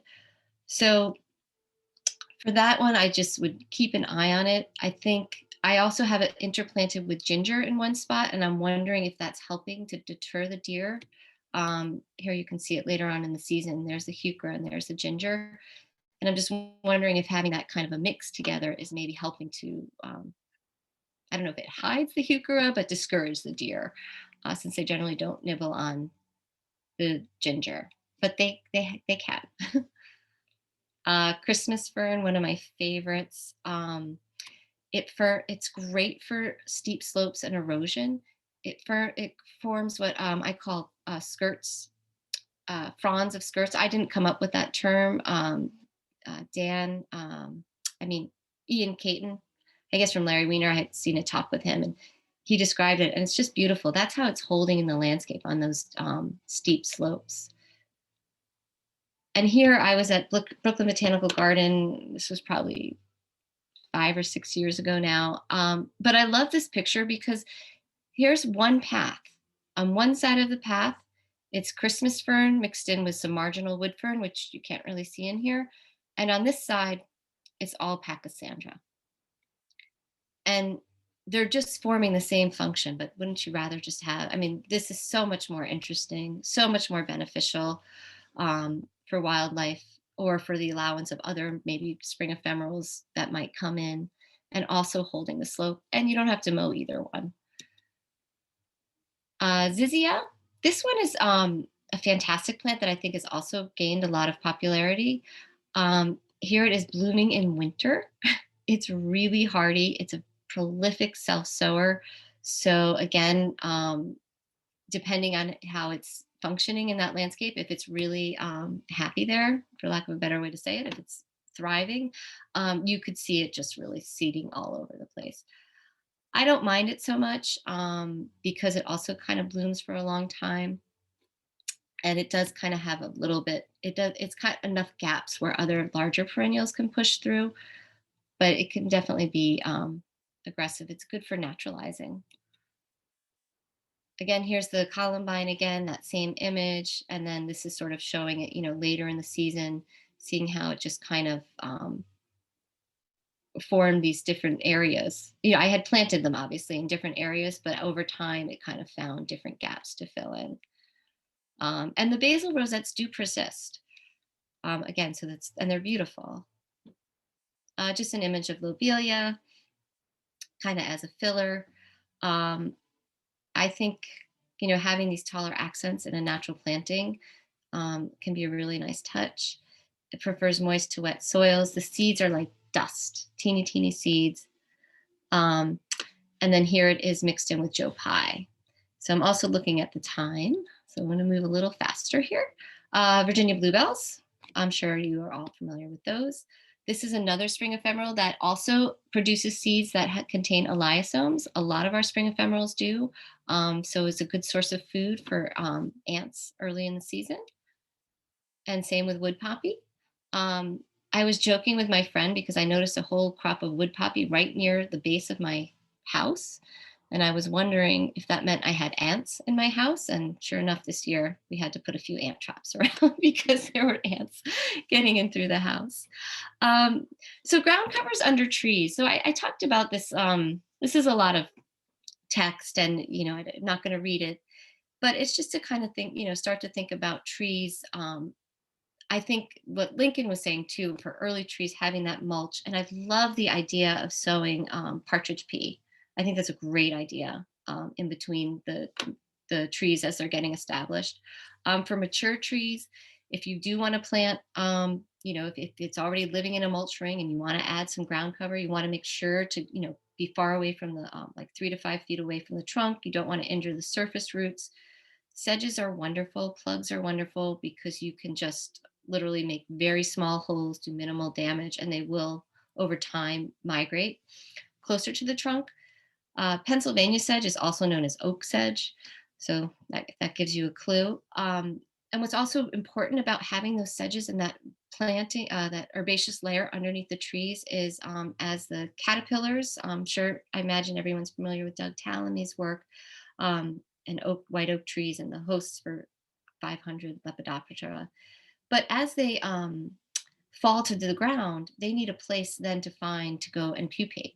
So if you just have a something sterile underneath your tree trunk, it's not going to do it.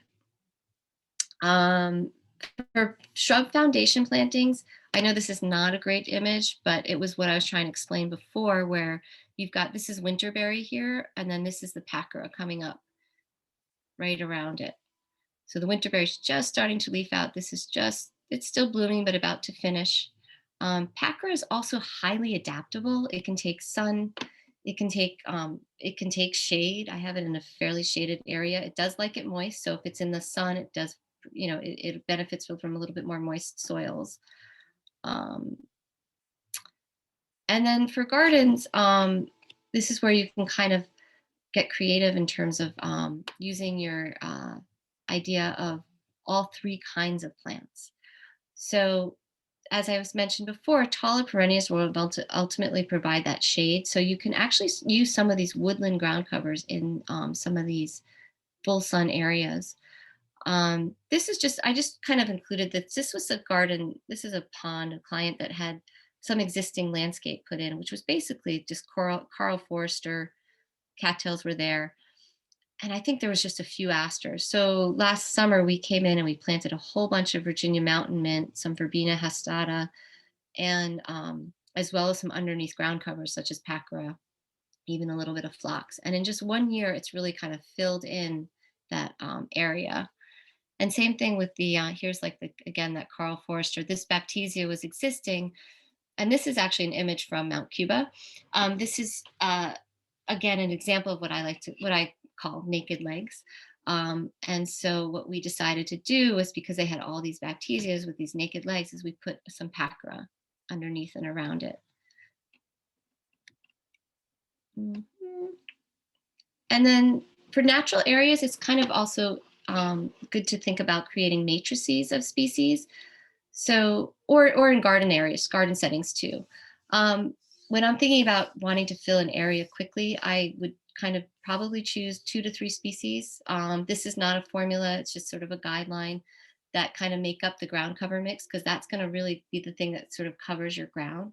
The medium clumpers can be sort of seasonal accents, but again, will fill in those gaps, but you don't need as many of those, right? Because you don't, those are both more like accents. And then the fillers, because they are, will self-sow and move about, you really only want to use a few of them, maybe 5 or 10%. The idea of using a matrix is kind of nice because it's dynamic, it's biodiverse, and it can really help to fill in an area quickly. So these are just some more images of the garden through the season, the one I did at the school. So here's the pacra again. You can just see by the way the timing just from the tree. Early spring, this is obviously the dogwood in the back. Here's the foam flower, nothing happening yet. And then from the other side, you can see again the foam flower, the columbine. Later in the season, the columbines come up. The pacra has died down. And here's also a mix of a bunch of ferns. Let's see. So these are images I just got off of the internet. Northwind perennials. This is Roy Diblick's farm in Wisconsin. And he's wonderful. I would look him up if you don't know him. He has a wonderful series of YouTube videos talking about naturalistic planting design. He's one who's also very interested in using carex in the landscape. Classic woodland matrices are usually involve foam flower, carex, phlox, Christmas fern, geranium, as well as, I didn't put it in here, but asters for later in the season. This might even be garden in the woods down here. And okay, so here's just some more pictures of naturalistic planting designs in more sunnier spots. And as I alluded to before, some plants that are part shade can be underplanted taller perennials because over time, as the seasons change, those perennials will provide that shade.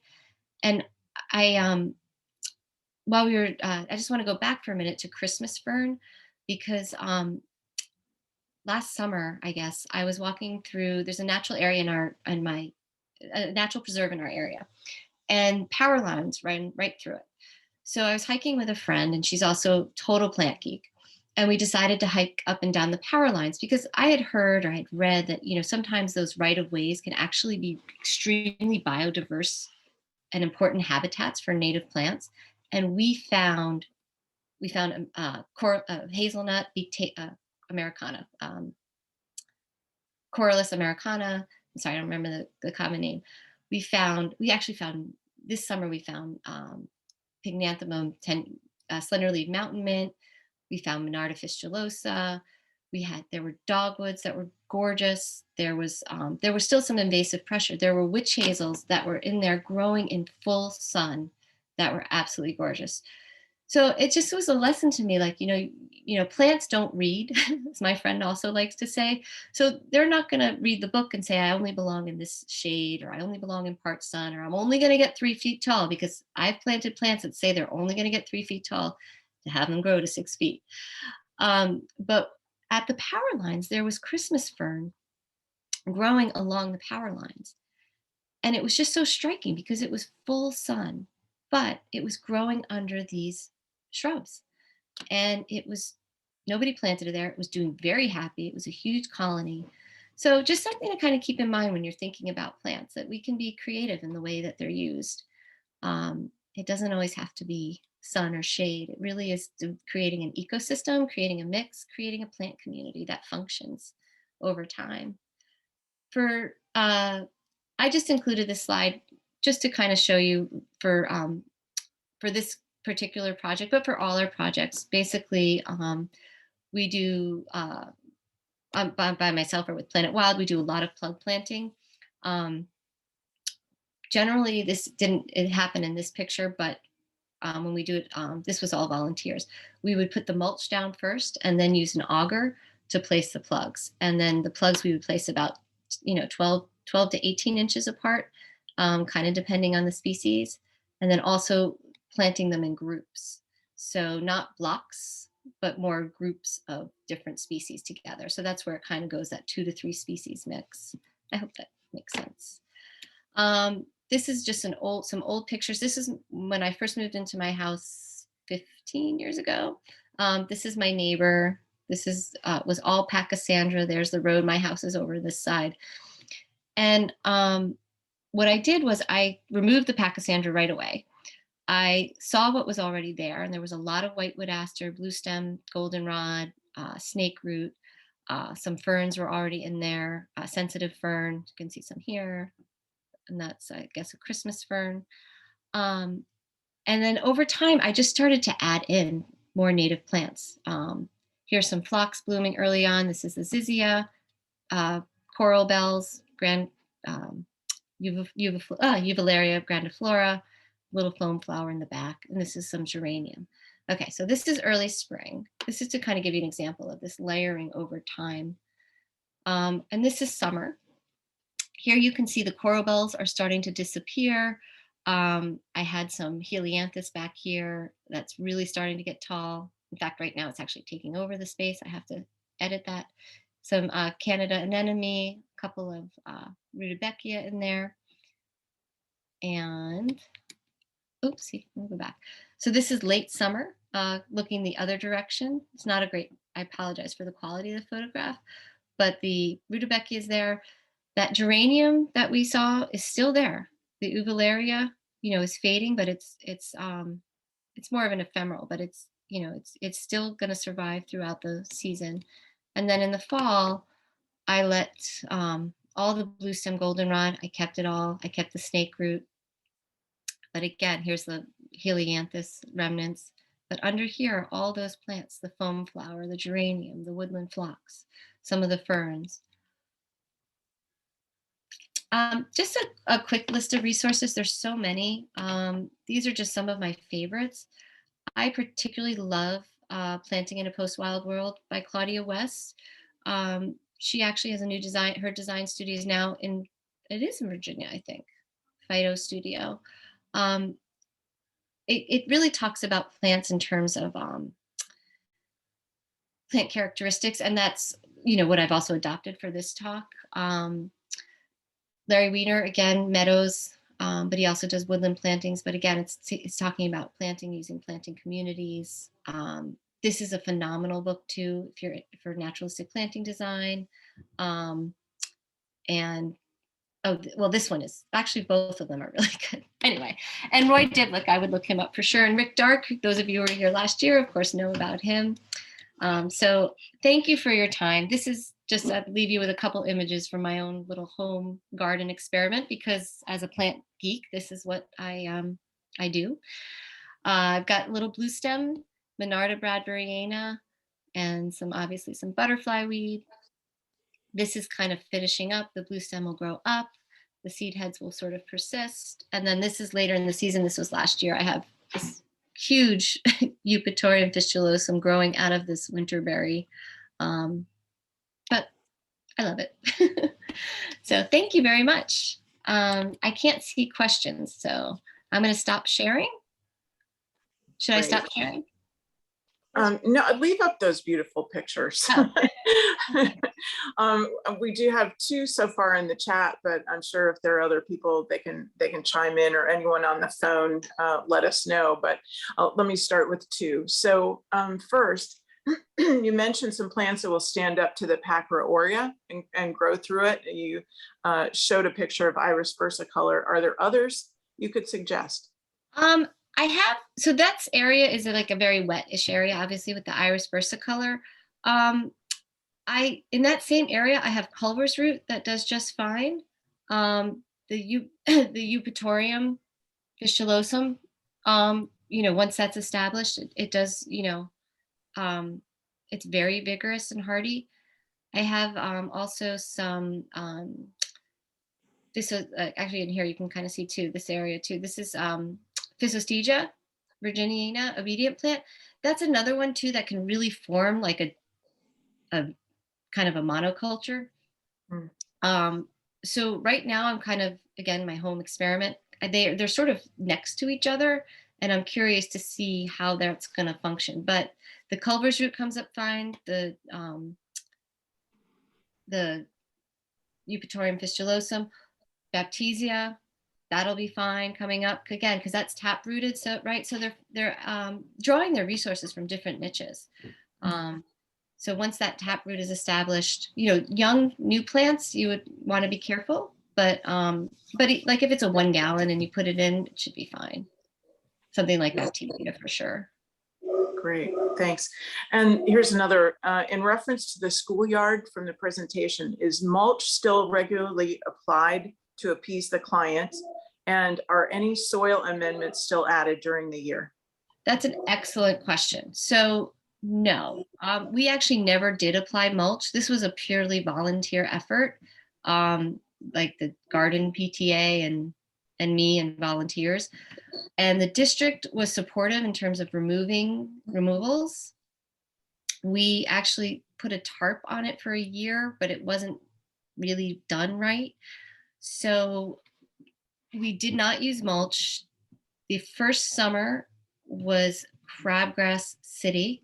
We literally, it was awful. But then after that, once the plants grew in, we didn't add any soil amendments. We don't add mulch regularly. In fact, we haven't been there in the last 1.5 years because of COVID.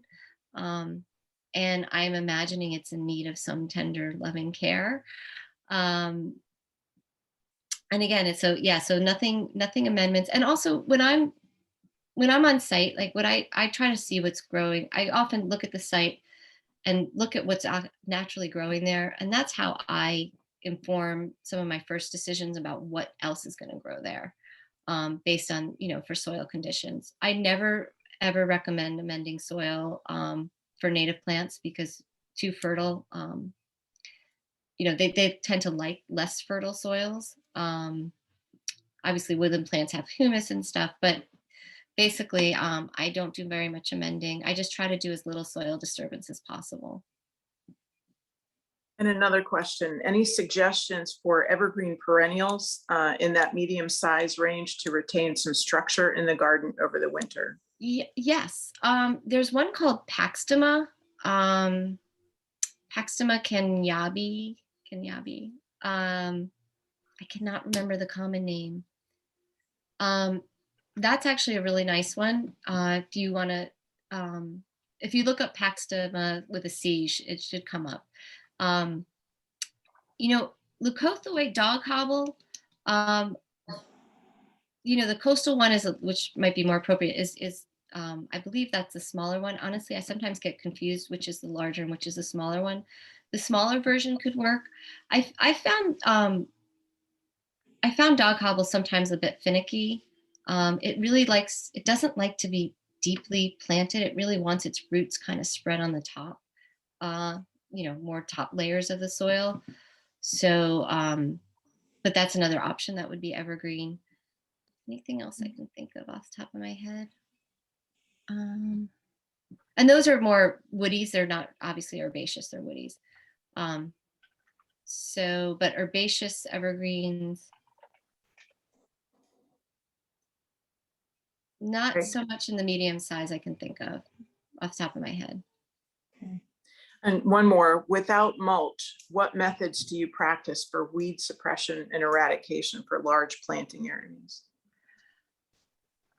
Well, for large planting areas, we would mulch and then plant for sure. But for every new planting, I don't want to say that we don't mulch. Every new planting is mulched. If it's a new bed prep, it's mulched, and then we plant right into that mulch. And then after that, it's just hand weeding. There's no more inputs of mulch, because also, if you think about it, if you're planting 12 inches on center with tiny plugs, you actually don't want a lot of mulch because the crowns start to rot. You know, if it's too much mulch, it's just not good for the plugs either. I actually chastise one of our workers all the time for not, you know, for having too thick of a layer of mulch around those plants. Yeah, otherwise it's really just hand weeding in between. And that's the other thing for clients to understand too is, you know, I just think it's so important to be upfront and say, yes, you're going to spend thousands of dollars on this wonderful garden, but you have to understand that the first year especially is also going to be resource intensive. And that's labor, which can also equal money. If it's your labor, it equals time. You know, if it's the client's labor, it equals time. But it's just important to, you know, just to have that conversation that these things are living ecosystems. You're building plant communities, and you need to put that time in the beginning to have them be successful in the end. And then over time, it lessens. The maintenance lessens dramatically. It's just a matter of editing, really. Oh, Great. thank you, Missy. That was fantastic. Your slides are gorgeous. Oh, thank you. Thanks. I've tried many of these ground covers, and it astonishes me every time to see the Pachyra aurea next to stilt grass, and I'm completely excluding the stilt grass. I don't know if there's anything else that would do that, but it sure does. Yeah. I don't know. I guess something that really, you know, hangs on to its leaves all summer, and it's a little bit tall, you know, because the leaves are not like right on the ground. I think it also, like, as it shades it out. Yeah, stilt grass is a huge problem. I found something that is the plant you're talking about. Is it Paxistima? Yep. Paxistima something. I'll And put it in the chat there. Thank you. That's it. You got it. Okay. All right. Well, thank you very much. Oh, thank you. It's a lot of fun. Thanks. This is the most popular topic on our website, because, you know, we can use Google Analytics to see what people are looking for. Well, it's actually the second most popular. The first most popular is trees, and the second most popular is ground covers.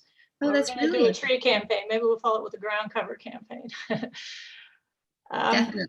Actually, I'll just chime in real quick. It's funny you said that, because in our town we did a trees for tribs planting. So the New York DEC gives away tree saplings for riparian areas, and so we did it in a town park.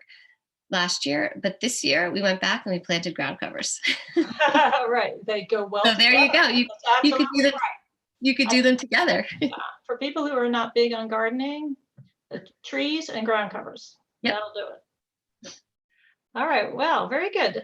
Before we go to Sam, Barbara, did you want to say anything about the Audubon Society in Northern Virginia?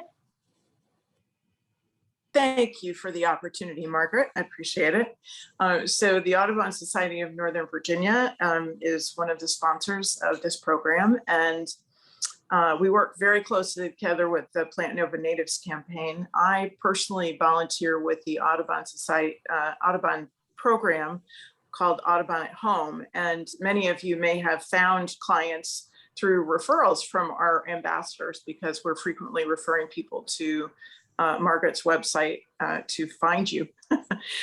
So please do register if you haven't with her.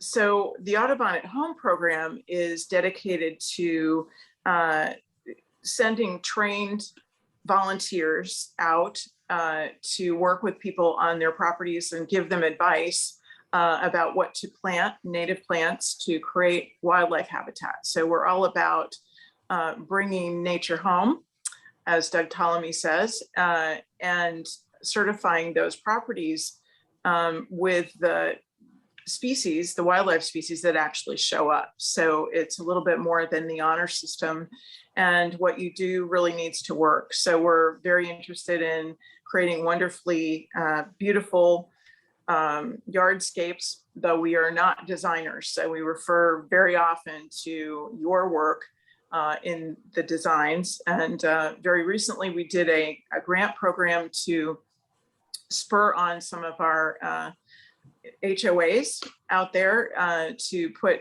entrance plantings that show very formal, well-behaved, if you will, native plants. And that is with the design of giving people lots of examples to look at, so that they don't necessarily think of native plants as being a jumble of a cottage garden, but something really beautiful and designed and desirable.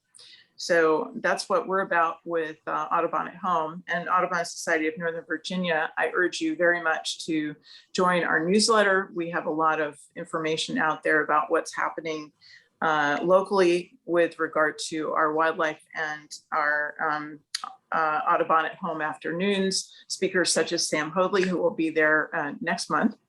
And just thank you all for joining us for today's program. Thanks. Thank you, Barbara. Also, just a reminder, not everybody probably heard my request at the beginning of the program. If you haven't yet put in your company name in the chat or other affiliation, please do that now into the chat box. And now I'd like to present Sam Hoadley, who is the manager of horticultural research at Mount Cuba Center, where he evaluates native plant species, old and new cultivars, and hybrids in the trial garden. Prior to working at Mount Cuba, he was the lead horticulturist for Longwood Gardens Hillside Garden. He earned his degree in sustainable landscape horticulture from the University of Vermont. So thank you, Sam. Thank you, Margaret. It's great to be here. I'm very excited to be speaking with this group today about our trial program. It's going to be a little bit of setting the stage to start, about who we are, Mount Cuba Center overall as an organization. I'm going to go into a bit about our trial garden, which is the piece of Mount Cuba Center that I manage. We're going to talk about how we collect data, why we collect data, why it's important, both from a horticultural aspect, from like a garden aspect, and as well as the wildlife benefit aspect, really specifically talking about pollinator attractiveness of these various plants that we're trialing. Then I'm going to go into, actually, I'm going to give you a little bit of a preview of some of our top performers from ongoing trials, as well as some early data on our very nearly concluded hydrangea arborescens trial. That report will be coming out this December or January, early next year. Then we'll go back into some previous top performers, always specifically talking about plants that are good for the garden, but also have good wildlife benefit as well. So at Cuba Center's mission and who we are, if you haven't been there, we are located in northern Delaware, and we were originally an estate that became a public garden very recently in 2014. There was visitation beforehand, but now that we have our doors open, we're accepting the public for regular visitation. Essentially what Mount Cuba Center is a native plant garden, and we're hoping to inspire people when they come here about the beauty and value of native plants, and hopefully also inspire a desire to preserve those habitats that house these native plants. This was the vision of our founder, Mrs. Copeland, who lived on the property and who was really ahead of the curve as far as gardening ecologically, gardening with native plants. And I do think it is worth mentioning, we kind of consider native for the trial garden, it's a much more broad definition. We think of really East Coast, Eastern Mississippi. For Mount Cuba Center, we're a little bit more focused on the Eastern Piedmont region of the United States. That's where a lot of our primary collections are focused out of. But we do consider a lot of that East Coast, Eastern temperate forest native as well. But the trial garden fits really nicely into this mission. What we're doing is essentially we're providing information, we're educating the public, educating the industry about superior native plants for the mid-Atlantic region. And a lot of these results do hold pretty well for beyond the mid-Atlantic. It's kind of amazing when you look at the trials at Chicago Botanic Garden, how often our results really do line up with each other. And I've heard good feedback from gardens in New England as well, using some of our top performer plants. But really we're focused on the mid-Atlantic, promoting native plants to this region. Northern Virginia would certainly fall within that sphere of influence. Some people define that as part of the mid-Atlantic as well, but it's definitely close enough that a lot of these plants we're going to talk about would be very applicable to Northern Virginia. So in the trial garden, what we do, we're evaluating native plants, related cultivars, we're looking at hybrids, really anything of native origin or native parentage we're including in our trial program. And why we do this, we want to inform customers, we want to introduce or promote underused species that we think have good garden or wildlife value. And we just want to promote greater awareness about superior native plants that are going to work well in this region and people will be successful with in their home landscapes or in the landscapes that they're installing for a client. How we're doing this, in the past, it's been genera based. So we're looking at typically large genera such as Echinacea, Coreopsis, Phlox, things like that. Again, focusing primarily on the Eastern United States. Our role in the trial garden, generally Eastern Mississippi, although we do cheat that sometimes, particularly if there are plants that are widely commercially available that are considered to be native by many people. We want to include those in the trials if they are being widely grown. Again, hybrids of natives, and we maintain with the homeowner in mind.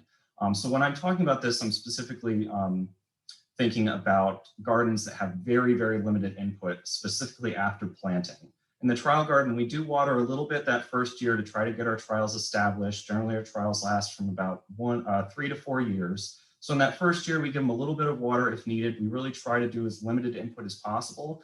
But in that second, third, and fourth year, those plants are on their own.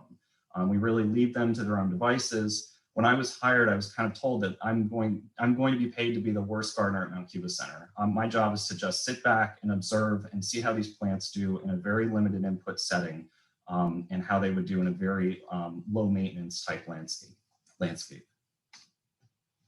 So we'll talk about our two different categories of data collection. First with our horticultural data collection. So this includes measurements on a weekly basis, observations, and we also assign ratings on a scale of 1 to 5 on 3 different categories. 1 is kind of for the plant overall, so we're giving it a rating 1 to 5, 1 being a very poor rating and 5 being an excellent rating. Very few 1s and 5s are given out, and we like to say you know a 5 and you know a 1 when you see it in the landscape or in our trial garden. A 3 is just about average. So a 3 is not a bad plant, it's not a good plant, it's just right down the middle of the road. And we're looking, again, we're rating for the plant overall. We're also rating the floral display when those plants are in bloom. And then we're also giving a separate rating for disease resistance. That's specifically when we're talking about things like powdery mildew, we're talking about rust. 5 would be the most resistant plant and 1 would be the least resistant plant. At the end of a yearly data collection, and that data collection generally starts in May, ends somewhere in September. That can change for different trial plants, specifically if they're like for goldenrod, if they're going to bloom a lot later, or for carex, if they're blooming sometimes in March, we might shift that a little bit. But at the year's end of that data collection, we take all those observations, all those data, we calculate that yearly score, and we write summaries for every single plant in the trial garden. At the end of 3 years, which is the general duration of an herbaceous perennial trial, we take all those summaries from those 3 years, average that score, and write our final descriptions. and we feature the top performing plants in our publications. There are hard copies of these publications available on site, and there's also all of this information, all of the results from our previous trials is all on the website as well under the Trial Garden page. And not just the top performers, we have detailed write-ups of every single plant that's ever gone through our trial program as well. So even if it just missed the cutoff for what we consider to be a top performer, which is generally the top 10 or top 12 plants from our trial program, there's still information on it to be accessed at any time.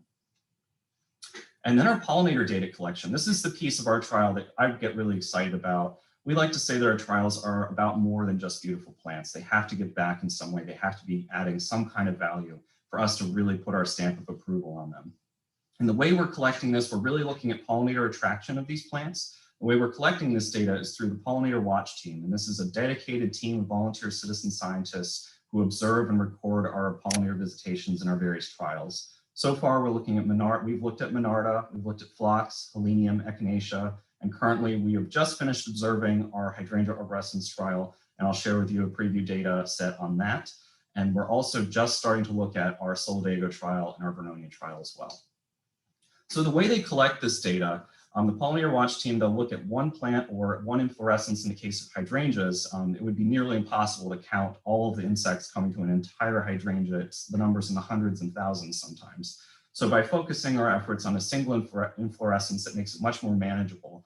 But that inflorescence or the whole plant is observed for 60 seconds, and then all targeted pollinators who land on that plant during those 60 seconds are counted. For different trials, we're looking at different targeted insects or birds. In the past with Monarda, we wanted to see which Monardas were attracting the most hummingbirds, and we wanted to see, again, on the other side of it, which Monardas were attracting the most moths and butterflies. For phlox, we were looking at butterflies specifically, and with Echinacea, we were looking at bees and wasps as a group and then butterflies separately. That data is then analyzed at the end of each trial season, and then it's featured in our research reports. And I think this is the piece of our research reports that you're going to see grow more. We're always looking to increase the relevance of this, thinking about things like analyzing the potential food value of these different pollens, different nectar sources, specifically when we're comparing cultivars versus straight species, analyzing and identifying the different insect species that are coming to these different plants. These are all things I think you'll see in the future come out of our trial programs. So far, we've completed these following trials, most recently with Echinacea that took place from 2018 to 2020. And going back in time, we did a trial on Helenium, phlox, Monarda, Baptisia, Coreopsis, Heuchera, and our first trial of Echinacea from 2007 to 2009, and asters. And all of the information, again, for all of these trials is available on our website. Our ongoing trials, and I'll give a little bit of a preview for each of these in the next few slides, is Hydrangea arborescens. This is wrapping up later this year. Carex, which will be released, that data will be released next year, 2022. Vernonia, Solidago, Amsonia, and native clematis. So just a brief overview of a few of these. So Hydrangea arborescens, this is our first foray into woody plants, and it definitely will not be our last. This has been a really fun trial. We've been looking at Hydrangea arborescens, Hydrangea radiata, and Hydrangea cinerea, specifically the East Coast hydrangeas that bloom on new wood. We're looking for robust habit, for pollinator preference, and we're also doing a comparison study between coppiced and unpruned plants. It's a fairly typical landscape practice, cutting Hydrangea arborescens to the ground in late March. We wanted to see what would happen when you compared a control plant that was never pruned for 5 years versus a plant that's been coppiced for the last 3. And this report, again, is scheduled for release later this year. Carex, I absolutely love this trial. It's not as flashy as some of our other trials. It's not as colorful, but I think it has tremendous value. Applications everywhere for ground covers. Like Missy was talking about, this is a tremendously important genus. We are looking at 73 different Carex that are being evaluated in both full sun and shade. And 13 of those are new to cultivation. Those were shared with us by our state botanist, Bill McAvoy in Delaware. And this is actually in its final year of data collection with a report scheduled for release late 2022, early 2023. Just a couple of the ones that we're really excited about and will definitely be featured in our top performers list. The first of which is Carex bromoides. Love this plant. This is a great medium size, clump forming Carex, creates these beautiful mounds in the landscape. And the plants in the shade are some of the best in the trial, and it's also doing pretty darn well in full sun as well. It really does remind me of almost like a sporobolus or prairie drop seed that you can grow in shade just as successfully as the sun. Really like this plant. I think you could interplant with this really well, create really interesting naturalistic designs and matrix plantings in the shade as well as sun. Carex cherokeensis, this might be the best Carex in the trial. It's excellent in sun and if full sun, we've never been watered, and it does beautifully as well as in the shade. Fairly large semi-evergreen plants. The plants get about 2 feet tall, a little bit taller with their inflorescences, and about 3 feet wide, something like that. Could be used as a ground cover in larger settings or as a specimen plant. It's a great anchor plant for shade gardens, absolutely spectacular plant. Carex woodii, I think this is another huge take-home message from our trial, and it's probably my favorite Carex that we're evaluating currently. If you grow Carex pennsylvanica or you use Carex pennsylvanica in designs, this is one you should be familiar with as well. It's very similar in size, very similar in application. It's a slow spreader, but we found that it makes a denser mat of foliage than Carex pennsylvanica. And the foliage is actually an attractive blue-green, so it gives you a little bit more added interest in the early season in Carex pennsylvanica. In addition, the flowers of Carex woodii are some of the most attractive of any Carex in the trial. It really produces these beautiful mats of straw-colored flowers above the foliage, which is definitely a bonus. So for Carex, we're not going to really penalize a Carex if the flowers are unattractive or small or obscured by the foliage. That's kind of typical of many Carex species, but if they add ornamental value and extra interest at different times of year, that's something that we will award extra points for. Vernonia is going on right now. We have 45 Vernonia accessions included. Data collection began this spring. We're really looking for superior habit and form. Pollinator preference is a big goal of this trial, and then disease resistance as well. Vernonia are very susceptible to rust, or certain species apparently are very susceptible to rust, and we're looking to see if there are specific clones, specific wild collections, or specific species overall that are more resistant than others. This report is scheduled for release in spring of 2024. It's a little bit early to be giving an endorsement on any of these Vernonia, although there's a few of them that we're really excited about. One of them in particular is Vernonia gigantea Jonesboro giant. And this was a selection of Vernonia gigantea from Plant Delights. It's currently 12.5 feet tall in the trial garden and still growing. It's the largest herbaceous perennial we've ever trialed, and it's remarkably sturdy despite that height. Actually, we had a tornado that came through this area. Actually, I think the year anniversary was just the other day, and the stems withstood it quite well. We just had to lift them a little bit to be able to make the path more accessible, but they weathered the storm extremely well. And another anecdotal story, we bought these plants from Broken Arrow Nursery in Connecticut, and they had a tornado go through the nursery not long before we bought them. And the parent plant where they take their cuttings from withstood their tornado there as well. So this is, if you ever get asked about tornado resistant plants, this is one of them. It's perfect for larger landscapes or for incorporation to a shrub border, even a screen between properties. Maybe a little bit challenging to fit into a smaller property, but we're also going to do a cutback study on these as well on one of the plants to see if you do a chop on them, a Chelsea chop in May, to see if it will make it a little more heavily branched and more manageable plant in a smaller landscape. Solidago trials also just started.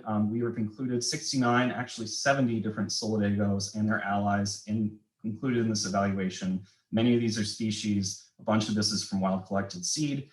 We're looking for horticultural value and pollinator preference. And this report is scheduled for release in spring of 2025. Again, a little early to be sharing any front runners, but come out to the trial garden. They're just, a lot of them are in bloom now, many to come. One thing that's been really fascinating watching this Solidago trial is just the tremendous diversity that is present in this genus. We had plants, or one plant in particular, that started blooming in May. We've had plants in bloom ever since then. I typically think of this as a late summer, even into fall genus, but it's very much more diverse than that. Tons of different habits, tons of different foliage forms. It's a really, really great group of plants. I'm excited to share some more of that data with you in the future. Amsonia, this is our longest running trial, first began in 2014. We were looking specifically at horticultural value with this trial, but some of the results have been delayed. There's a tendency for the species to cross in the landscape. It's very promiscuous in gardens, particularly if there's multiple species present. And several of the plants that we got from the nursery industry were actually misidentified. So we're just trying to make sure all the names are correct. We're giving out correct information before those results are out there. So stay tuned for the Amsonia trial. That being said, they all did beautifully. It's more just about citing Amsonia correctly for the mature size that they'll reach in the landscape. And you really can't go wrong. They're great long-lived plants, multiple seasons of interest. They're fantastic. And then clematis. This is a garden study of native clematis species and some cultivars. The majority of these are Clematis viorna and Clematis reticulata that were collected by Dr. Estes at Austin Peay University.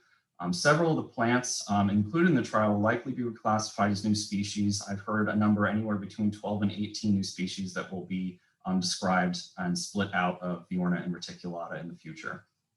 First data will be collected on these next spring. And I have a brief break for questions, and then after this, we'll jump into a preview of our hydrangea data.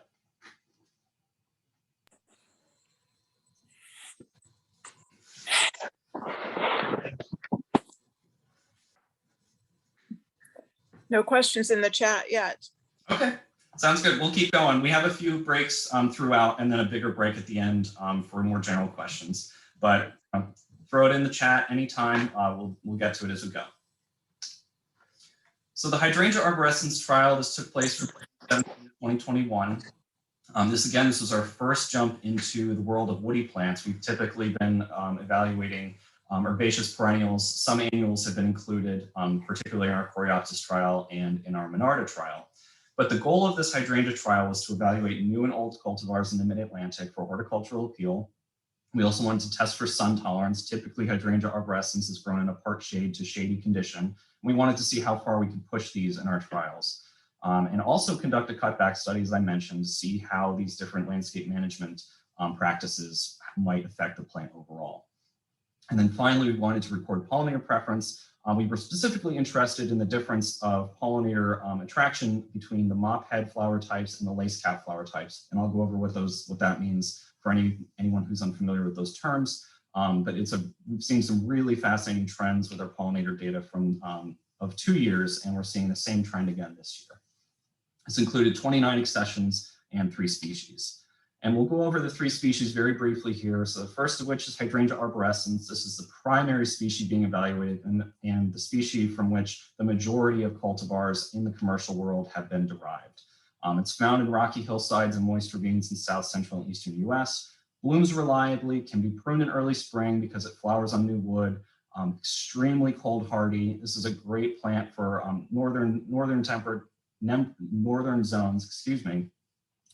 We've seen references from zone 4 even to zone 3. Part shade to full sun, moist fertile soils preferred. This is a plant that doesn't really like to dry out as much. So if you have it situated in full sun, make sure it has good access to moisture while not being saturated. And it does provide multiple seasons of interest, blooms in June and July, and then the winter interest of those old seed heads is really spectacular. Hydrangea cinerea. This is also known as ashy hydrangea. Formerly, this was lumped into hydrangea arborescens as a hydrangea arborescens subspecies discolor. But one major defining feature of this plant is the undersides of the leaves and stems have this dense fuzzy pubescence. Some cultivars out there that exhibit this trait, at least in a smaller amount, may actually be hybrids between these 2 species. It's native to the southeastern and central United States. Very uncommon cultivation. I've never seen this commercially offered, but hopefully someone will start carrying this in the future for use in landscapes. Hydrangea radiata is a silverleaf hydrangea, which is really the perfect name for this plant. Formerly hydrangea arborescens subspecies radiata. The undersides of leaves are this beautiful, attractive, silvery, almost white color, adds interest and movement to the landscape, has a smaller native range than the other 2 species, and can be found in the southeastern US. It is out there commercially. It can be sourced from some specialty nurseries, but it's just not very widely available. But there are 2 mop head selections out there, Samantha and Terry Greer, just to add a little bit of diversity and options to your landscapes, although we won't probably be promoting those 2 as much.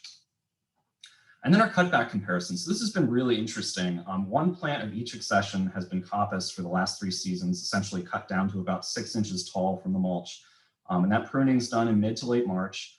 And the remaining examples, our controls, are left totally unpruned, and they have been unpruned for 5 years. And plants that have been cut back, in many cases, have remained at a more manageable size for smaller landscapes. Plants are rejuvenated, and they have fewer but larger inflorescences. So something like Hydrangea arborescens Haas halo has inflorescences that generally get to about 8 to 12 inches in diameter. On the cutbacks, they've been from 16 to 18 inches in diameter quite easily, but there just are less of them. Another interesting side effect that we've noticed is that plants that are cut back are actually more tolerant to the full sun than their control comparisons. The controls comparisons can sometimes get a little bit yellow, particularly this time of year during dry periods. The cutbacks are still a nice deep dark green. And we'll talk briefly about mop heads versus lace caps. This is when we're talking specifically about pollinator attraction. So the mop heads, which is a good example in the upper right hand of your screen, this is Hydrangea arborescens Annabelle. This is what we would call a double flowered form, even though that's not quite accurate. Essentially what this is a plant that has replaced a lot of its fertile flowers with sterile flowers or bracts. And it's basically, the thought is that this is trading some of its value for some of its pollinator value for ornamental value. These exist because people think they're pretty. They have occurred in nature. Annabelle was actually found in Indiana in the wild and introduced by the University of Indiana. But it doesn't have all those fertile flowers where those pollinators are getting that benefit from. Lace caps, on the other hand, on that bottom right hand of your screen, are more typical of wild type plants. This is that middle of that flower, that fairly flat inflorescence, is completely covered in fertile flowers. And there's only a perimeter ring of those sterile flowers or bracts. And this is where we're seeing the pollinator action. And this graphic, there's a lot going on, but this is from data from 2018 and 2019. And the blue bars, which is what I want to bring your attention to, are the plants that are our lace cap flower types in the trials. And the red bars are the ones that are the mop head flower types. You can see there's a major difference between the two groups of pollinator visitation on these plants. Plants like Hydrangea arborescens Dardum, over 2 years, they're having more than 200 visitations in a year, where the plant at the very bottom, Hydrangea arborescens Hayes Starburst, only had 5 visitations that we counted over the entire year, or the entire 2 years that we were looking at this. And we're seeing this trend happen again. Hayes Starburst is interesting. It's one of the few plants that has absolutely no fertile flowers at all in that inflorescence. And this is what I would call a truly double Hydrangea arborescens. Many of the other mop heads do have some fertile flowers, like Invincible Spirit 2, had higher visitation for a mop head, but they're still not quite up in that level of the lace cap flower types. One interesting thing, you notice there's 3 blue bars kind of mixed in the bottom there: Hydrangea ribbon lace, green dragon, and emerald lace. This is actually the same exact plant that's been introduced to the trade 3 different times. And so we're essentially evaluating the same plant 3 times under 3 names, has very similar pollinator visitation, almost identical horticultural value, but it's really unclear. It is a lace cap flower type, why this plant is receiving so few pollinator visitations, and it's down there with the bottom of all of the mop head flower types. So really interesting, there is a direct correlation between the flower types and pollinator visitation so far in our trial, and I'm excited. This is going to be a big piece of our research report. Just really briefly, just to give you an idea of what pollinator action looks like on Hydrangea arborescens. This is a short video of Hydrangea arborescens Haas halo, really one of the best plants in the trial. I saw this plant with all the pollinator visitation on it and immediately went out and bought one for my home garden. This will definitely be one that we're going to promote heavily, both from a garden standpoint and from a pollinator standpoint. But in particular, a lot of bumblebees on this plant. It's interesting that a lot of the white flowered forms really do attract a lot of bumblebees and other native bees, where plants that have more red floral parts tend to attract more beetles. So again, Hydrangea arborescens Haas halo. This was selected by Frederick Ray, formerly of Del Valle University, from seedlings given to him by Joan Haas. It's my personal favorite hydrangea in the trial. Robust, has oversized lace cap flower heads, absolutely swarmed by pollinators, particularly bumblebees in June and July. And currently it's right around 5 to 6 feet tall. And to me, this is a fairly mature size in the landscape after 5 years of being there. Coppice plants are a little more compact and maybe easier to use in a smaller setting. Another plant we really like more from a horticultural side of the road is Hydrangea arborescens lime Ricky. It has an unusual floral color. It has those pink floral parts, which again, Dr. Delaney from the University of Delaware found that one of the primary pollinator groups that was visiting this plant were beetles as opposed to bees. It scored moderately well with pollinators, not the bottom of the bucket, not the top, but pretty decent plant overall from a pollinator perspective as well. But ornamentally, really, really superior plant. The young bracts or the immature bracts start off as a really interesting lime green. They fade to kind of an off-white, and then as they age, they go back to that lime green. They have multiple seasons of interest even beyond their blooming period. Hydrangea arborescens Incredible Blush. This was one of the best garden cultivars in the trial. It has really sturdy stems, excellent flower coverage, as you can see from this photo. The inflorescences are kind of an attractive soft pink.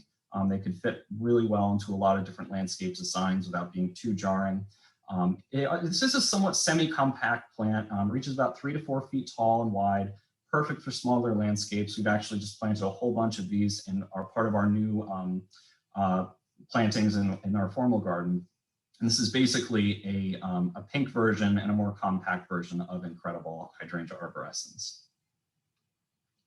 Another plant we like, and I mentioned this one before, is Hydrangea arborescens Invincible Spirit 2. This is a marked improvement over Invincible Spirit 1. We have the two of them growing side by side, has a better pink flower, denser habit, and it's just a more vigorous plant with less flopping issues.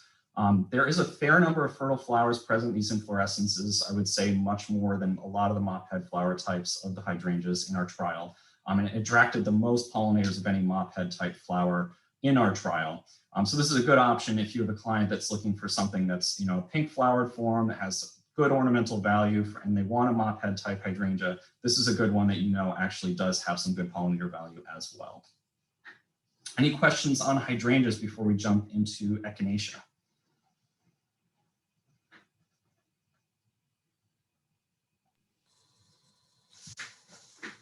Sorry, no questions. I couldn't unmute myself fast enough. That's no problem. There was just one question in general about, I see Mount for Cuba varieties mentioned on the organization's website, but where are they available for purchase?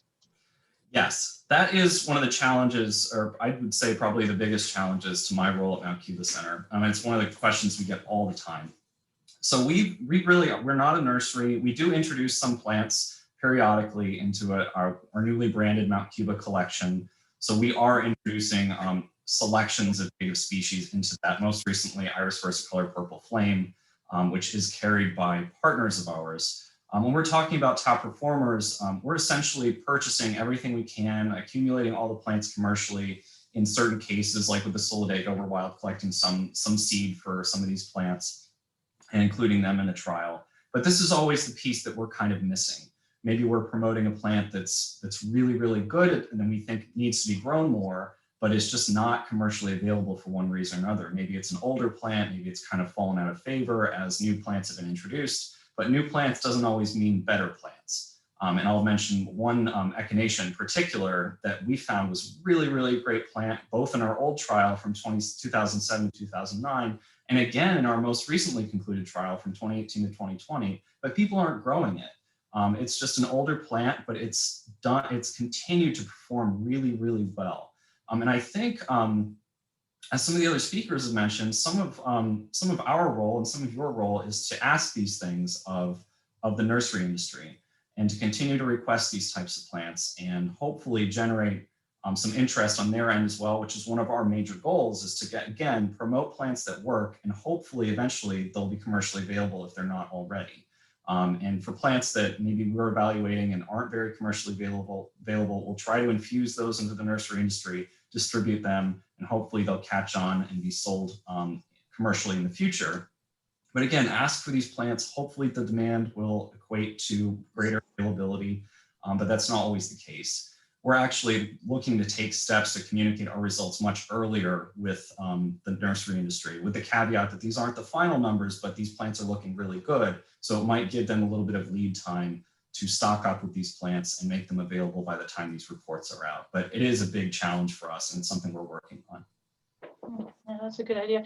By the way, some people have chatted me directly. If you could just chat to everyone, then we can all see your questions. But I got a question here from Julie. How is the sun tolerance of Invincibelle Spirit 2?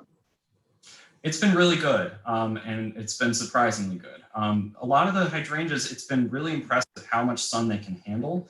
There are some plants that have, there are certain plants that have suffered in the sun a little bit. Hydrangea radiata in particular is really, it wilts before any other hydrangea in the trial. And it really shows a lower tolerance to dry conditions, particularly now. It's a little bit wilty right now, but those are all results we want to see. And it's almost feel bad putting these plants through conditions that they aren't really quite happy in. But a lot of the hydrangea arborescens that are out there have done remarkably well. But again, when you're siting them in a landscape, you want to make sure that they're in a place that they don't really dry out as much. They aren't a very drought tolerant plant. They want some soil moisture, and our soil moisture in the trial garden is decent. It's definitely not really high, but we're not watering any extra, and we're not giving these plants any extra water, and they're doing really well. And Invincibelle Spirit 2 has done remarkably well with absolutely no inputs from us. Great, thank you. Sure. All right, we're going to jump into the echinacea results, and we'll just talk about a few of our favorites. One plant in particular, again, it's not really commercially available. It is from some specialty nurseries, but hopefully, again, it'll get out there. But I really want to share with you the pollinator data on this as well. And again, if you really want to take a deeper dive, all this information is on our website as well. So this trial took place from 2018 to 2020. Why trial echinacea? We wanted to evaluate new cultivars in the Mid-Atlantic for horticultural appeal. We wanted to reevaluate a selection of previous top performers from our first trial in the genus from 2007-2009. And we wanted to observe plants for disease resistance and longevity, and then record pollinator preference. And with pollinator preference, we were counting bees and wasps as a group, and then butterflies as a separate group. And I'll mention why that's important in the next few slides.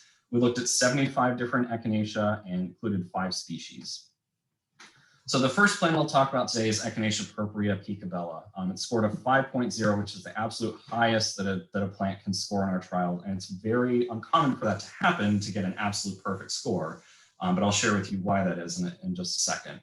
This was the top performing echinacea, and again, from our latest trial, and it was tied for first in our first evaluation of the genus. It's just a more compact selection of the species, vigorous and uniform. The petals are held a little bit more outwardly, but very similar to regular Echinacea purpurea. And this was ranked in the top 15 cultivars for pollinator attraction. And the reason it scored a 5.0 is we actually awarded those top 15 plants that attracted the most pollinators with an additional 0.3 points at the end of the trial. So I think Echinacea picabella had like a 4.8 or a 4.9, and with the additional 0.3 points, it actually took it to a 5.0 and above, but 5.0 is the max. That being said, I mean, just being in that kind of score range, this is a really, really good plant. And you can see from this photo how incredibly consistent this plant is. It's been out there. It is somewhat commercially available. It has been somewhat commercially available, less so now. But hopefully in the future, this will see a resurgence in the commercial world. Another plant we really liked was Echinacea Sensation Pink, another really high scoring plant. Again, was awarded because it was one of the top 15 most attractive plants to pollinators. This was bred by Marco van Noort in the Netherlands. It has these incredible neon pink blooms, like truly glowing pink blooms that look great against these contrasting dark stems. This likely has some Echinacea tennesciensis parentage in it, as well as Echinacea purpurea. But despite that hybridization, it was still attracting a decent amount of pollinators, which is, I will say, the general trend with pollinator attraction and species versus cultivars and all that stuff. A lot of times the plants that have less modification by people, and maybe they're just selections of a species, they have good pollinator value and they're attracting similar amounts of pollinators, or at least from our data, they're attracting similar amounts of pollinators as the straight species.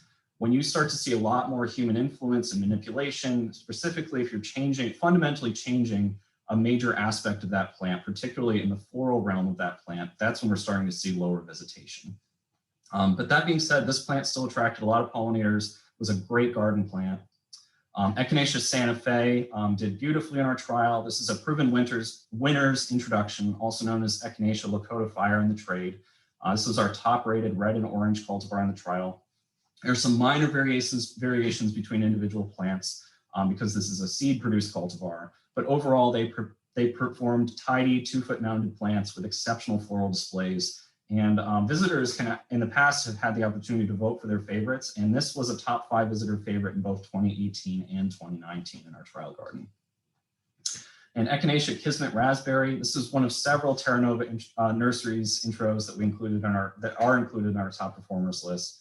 Oversized saturated pink blooms, extra wide petals create a tremendous floral impact. Semi-compact and vigorous. A lot of the plants in the trial garden that were top performers were fairly semi-compact. They didn't have any issues with flopping. The soil is probably a little too moist for a lot of the other species beyond purpurea, and they ended up being floppy and suffered in the ratings because of that. So we'll talk a little bit about the pollinator preferred echinacea and single versus double flowers. And this is very similar to when we're looking at lace cap flower types and mop head flower types in our hydrangea trial. So on the left-hand side of the screen, this is typical Echinacea purpurea. This is a bisected flower. And when we're talking about a single flower, this is actually not accurate. This is an inflorescence with many different individual fertile flowers present. And they all are intact. They all have their pollen. They all provide nectar. This is a plant that pollinators are going to and are getting value from. When we're looking at a double flowered form or a pom-pom type variety of Echinacea, this is a plant that has had a mutation to cause it to have this more double flower form. And a lot of these, and there are several mutations that can cause a double flowered form to happen, and many of them are replacing a reproductive part of that plant.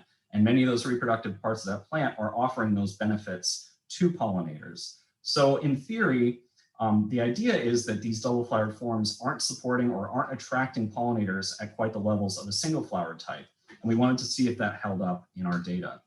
And again, a lot of information on here. There's all 75 different Echinacea on this chart, but the red bars are our double or pom-pom flower types, and the green bars are our more single or more wild type Echinacea flowers. And you can see again, there's a major difference and where these plants fall in that distribution of pollinator visitation.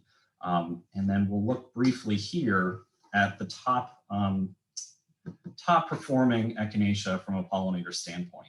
Echinacea purpurea, not really surprisingly, was one of the top plants to attract pollinators. And several of the plants in this top 5 are simply selections or seed grown cultivars of Echinacea purpurea, like Echinacea purpurea Fragrant Angel.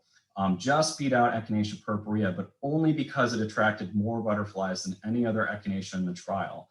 Most Echinacea, we think of Echinacea as a butterfly plant, but we were only seeing the butterflies making up about 2 to 3% of the pollinator visitors to the Echinacea. They were always in the garden, but we counted far more bees and wasps than butterflies. Most of the time, 97, 98% of the visitors for any species or cultivar were bees and wasps.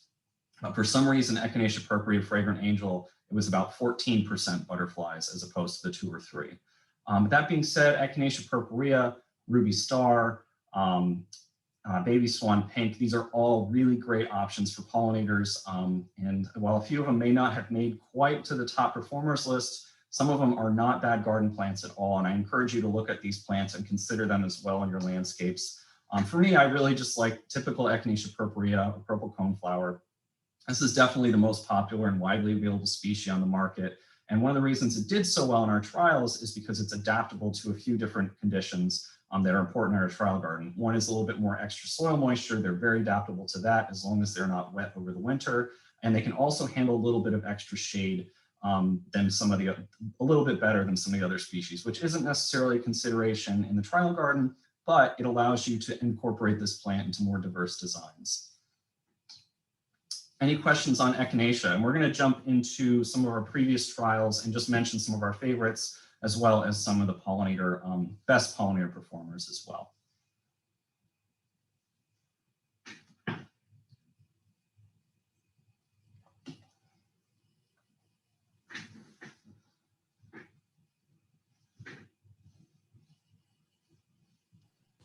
Okay, there's a question here. Is there a preferred balance of pollinators in the garden? Should we focus on bees and wasps, butterflies, etc.? I think garden diversity can, I don't know if, I mean, it kind of depends on what you're going for in your home garden. A lot of these things we're trying to inform those choices. So if you are really interested in attracting butterflies as opposed to bees and wasps, maybe you want to plant Echinacea purpurea fragrant angel, or you want to plant Phlox paniculata gina. That's, you know, we've seen that to attract the most butterflies of any phlox in our trial. I'll talk about that in the next few slides. But I think for me, having high garden diversity of different types of plants that produce different types of flowers at different times of year, and having plants continuously in bloom for the entire year, you're going to get a good diversity of pollinators. I think having a well-rounded pollinator attendance in your garden should be the goal, although you can help to, you can tailor that to attract certain categories of pollinators, certainly. Okay, a couple more questions. Did you look at Sure. finches? Let's get out of my view. Did you look at finches that are coming to the seed heads?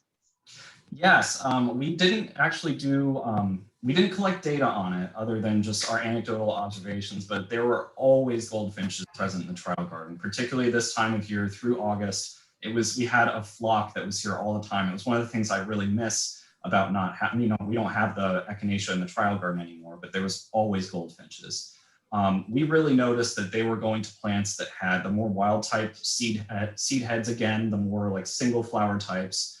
They were going to the plants that were producing abundant seed that was really accessible. We didn't see much activity at all around the pom-pom flower types. Well, in theory, some of those pom-pom flower types can produce seed. We didn't ever really observe that happening much. And it probably happens at a fairly low rate. So if you're interested in attracting goldfinches, attract a single flower type. Echinacea purpurea is proven. I have them in my home garden just for that specific reason, to attract both pollinators, but also to have that goldfinch attendance in my garden as well. And what do you do about soil prep and or mulching for trial beds? So we've done absolutely nothing with soil prep. We essentially just disturb it as little as we possibly can. And during the year, we don't touch it at all. And essentially, once a trial's done, we remove those plants and we plant the new plants for the new trial. But we're not adding any amendments or anything like that. Our soils generally, it's between a 6 and a 7 as far as pH, kind of a clay loam, but very consistent, very uniform throughout the trial garden. I will say that, I'm sorry, what was the second part of that question? it just slipped out of my head. Mulching. Mulching, yes. So we do try to mulch every year, and we try to mulch the entire garden every year. And it's a very unusual practice for Mount Cuba Center in general. There's always mulching in places, but a lot of the gardens are fairly naturalistic. There's a lot of plants that are more ground cover plants that are kind of taking the place of informing and serving the function of mulch. But the trial garden, there's a lot of bare soil. It's more akin to an agricultural system than actually a horticultural system.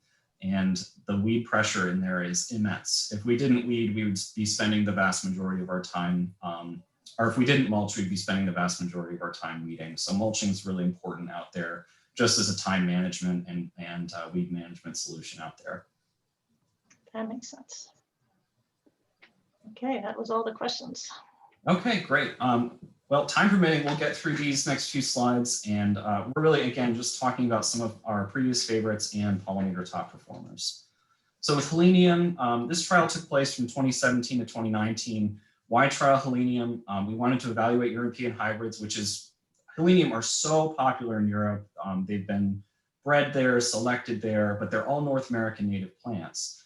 And we wanted to see how these plants performed when they were brought back to their native North America and the mid-Atlantic specifically. We wanted to also showcase an underutilized genus. Not many people garden with Heleniums. I think that's it's kind of too bad. Some of them are really good plants, specifically 2 of them I'm going to talk about today.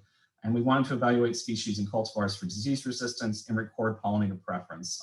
This Helenium are well known for their ability to attract bees and wasps. A lot of them are blooming right about now. So they are a good plant to kind of bridge our summer into fall seasons, and they provide an important stopping point for pollinators during this time of year. We incorporated 44 accessions and 3 species. One of the best plants in the trial, and one plant that I think should be grown more, is Helenium autumnale. It's beautiful. It has great garden value. It has tremendous merit for pollinators. One of the ways that you can tell this plant from a lot of the cultivars that are yellow is that the petals on Helenium autumnale are reflexed, and the whole inflorescence kind of looks like a badminton birdie. Has a large native range to North America, including in the mid-Atlantic, and many of the top performing cultivars originated from Helenium autumnale. Many of these were selections from Helenium autumnale that have again been bred over and over in Europe. But we've just found that Helenium autumnale, the straight species, was one of the best plants in the trial and was the #1 preferred Helenium by pollinators. We included Helenium biglovii as a comparison plant, and this was represented in our trial by the cultivar called the Bishop. This actually naturally occurs in wet areas in the West Coast from California down through Arizona. So this does not fit our general template of what a native plant is. Although the reason we did include this is that this is one of the parents for a lot of the European hybrids. They use this species and Helenium autumnale quite a lot. And we hoped by including this plant, we'd hope to be able to shed some light on the parentage of some of these unknown hybrids. And I will say many of the hybrids that we think likely have Helenium biglovii in its parentage did not do well in our trials overall. And this species in particular only survived one season out of 3 seasons in our trial garden. And many of the cultivars that came from this never completed the trial as well. One plant, I love this plant. We actually had 2 different wild type forms of this. We had one from a commercial source as well as a wild collected source locally in Delaware. But Helenium flexuosum is just a great plant. It's very short-lived in the landscape, but it self-sows and naturalizes. This would be a perfect plant for a rain garden where that soil isn't really going to dry out too much, although rain gardens can get dry. But keeping that root zone cool and shaded is really important for many Helenium. This was the longest blooming Helenium in the trial, produced an attractive display for 8 weeks, which is a tremendous amount of time compared to the average, which is about 4 weeks. It's a great naturalistic gardens, great with grasses, great with carex. This is a really, really neat plant. And then again, pollinator preferred Helenium. The vast majority of this list are again originating from Helenium autumnale, and Helenium autumnale was at the top of the list. Again, if I'm going to grow one in my home garden, Helenium autumnale is the one that I definitely recommend. I want a home that's 6 to 7 feet tall right now, but it's fairly variable. A lot of the plants in the trial were 4 to 5 feet tall. So it's a taller plant. You can manage the size a little bit by a chop or a cutback in May, but definitely worth trying to grow. If you can grow Phlox paniculata well, you should be trying to grow some Helenium as well. And speaking of Phlox, this trial took place from 2015 to 2017. Why trial Phlox? We wanted to evaluate for powdery mildew resistance, showcase some new cultivars, try several underused Phlox species, and record pollinator preference. And we're specifically looking at butterflies here. We included 94 accessions and 8 species.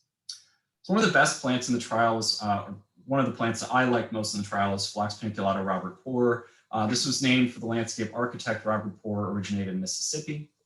This is an excellent clear pink cultivar, very typical of regular wild type Phlox paniculata, sturdy stems, fragrant flowers, good powdery mildew resistance.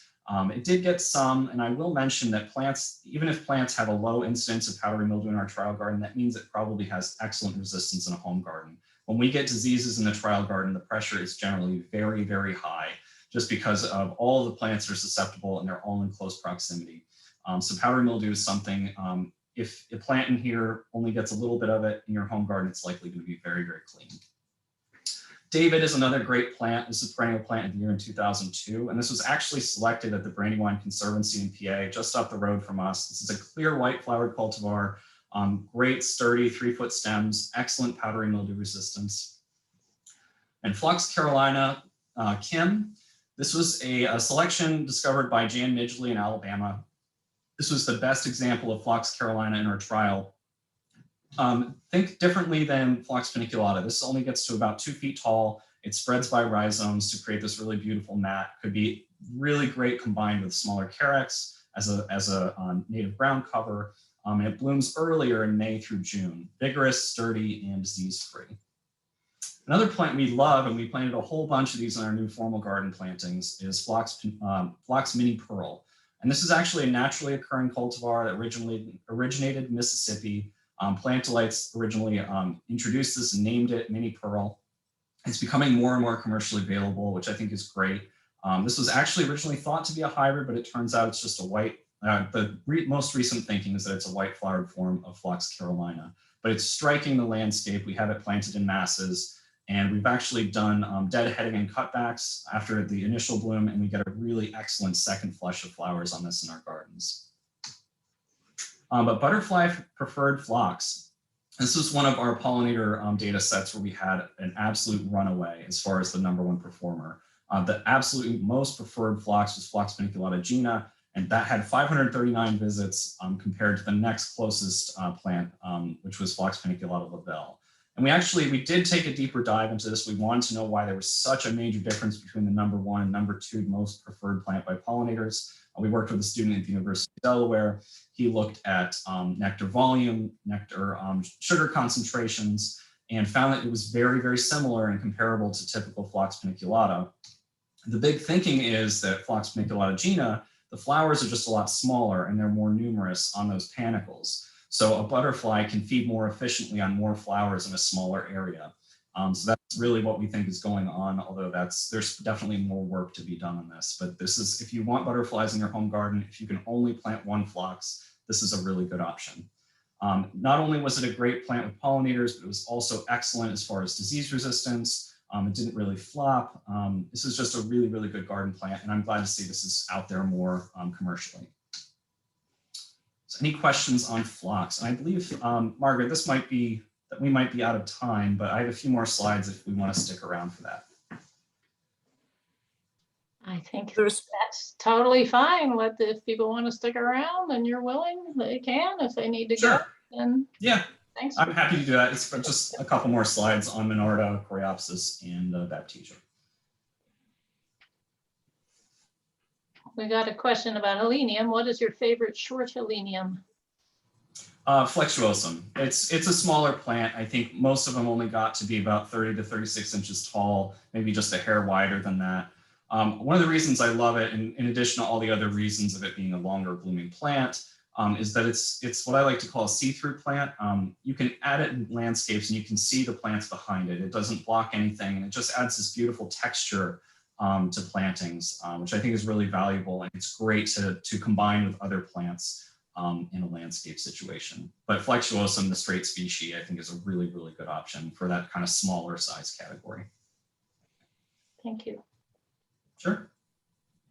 All right. So for those of you who want to stick around, I do have a few more slides. Nothing too crazy, but some information on Monarda, Coreopsis, and Baptisia. So on our Monarda trial, which took place from 2014 to 2016, we wanted to look at powdery mildew resistance, trial some new dwarf cultivars, which I will say overall didn't do very well in our evaluations, and look at some underused species. We also wanted to determine which species and cultivars were preferred by butterflies and moths as a category, and then hummingbirds separately. We looked at 40 accessions and 6 species. And the best overall plant, both from a pollinator standpoint and from a garden standpoint, was Monarda fistulosa Claire Grace. This was compared to the species. It just has a sturdier habit, darker flowers, and cleaner foliage. Again, if you can only grow one Monarda, grow this plant. This is it's a really, really good tried and true plant. It's out there commercially. This is originally introduced by Barb and Michael Bridges, owners of the now closed Southern Perennials and Herbs. You can see this was the #1 intended plant by butterflies and moths. They tended to prefer plants with shorter floral tubes and more numerous flowers. On the other hand, hummingbirds really preferred Monarda diadema Jacob Klein over any other Monarda in our trial garden by quite a lot. And what they were responding to is longer floral tubes they are tended to be attracted to the bright red floral color, which is somewhat to be expected, but to have such a major difference between the #1 and #2 performing plants with hummingbirds was a little bit surprising. So for this reason, I wanted to plant Monarda diadema Jacob Klein in my garden, and I have not regretted it. We've had tons of hummingbird visitors to this plant. It just missed the top performers list, but I'm willing to forgive a little bit of powdery mildew, a slightly floppy habit at certain times of year, just for this plant's ability to attract hummingbirds. If you're looking for a slightly more restrained plant that might be a little bit better for powdery mildew resistance, Garden View Scarlet's a good option. It had decent attendance from hummingbirds. But again, this is the plant that I want, particularly for attracting hummingbirds to my home garden. Baptisia, why we wanted to try out Baptisia, this took place from 2012 to 2015. We really wanted to showcase an underutilized genus. One of the problems with Baptisia is they often don't look very good in a pot in a nursery, and people are hesitant to buy that plant, and there's not that instant gratification with Baptisia. They take a few years to get going. To reflect this, we actually trialed these for 4 years as opposed to 3 to really get those mature traits and observe those at the end of the trial. We're also interested in looking at compact cultivars and species for smaller spaces, and we included 46 accessions in our Baptisia trial. And this was before we were really doing pollinator visitation, although I'd love to repeat this trial and see which ones are the most attractive to pollinators as well. One of our favorites was Baptisia lemon meringue. This was just one of the best Baptisia from a garden standpoint in the trial. It's now on display in our formal gardens. Has these beautiful smoky charcoal stems that give way to spires of soft yellow flowers. As with many Baptisia, they're long-lived, tend to be trouble-free if you site them correctly in your garden.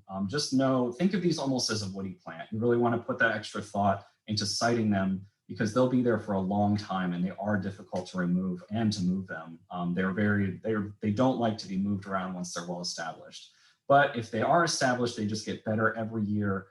They're really excellent, have great staying power in a landscape, similar to Amsonia again.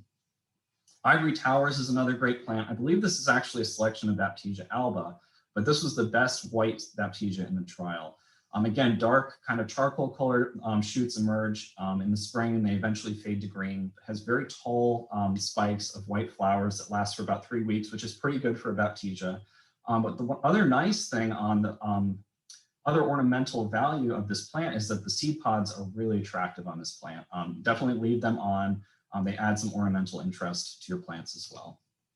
And then another really, really great plant in the trial, this was a good one for a smaller landscape, is Baptisia blueberry Sunday. I'm seeing this offered more and more at nurseries, but this was the best compact blue flowered cultivar in the trial. This was actually a hybrid from Walter's Gardens, I believe between Baptisia australis and Baptisia australis variety minor, or some people have lumped that into a different species of Baptisia minor.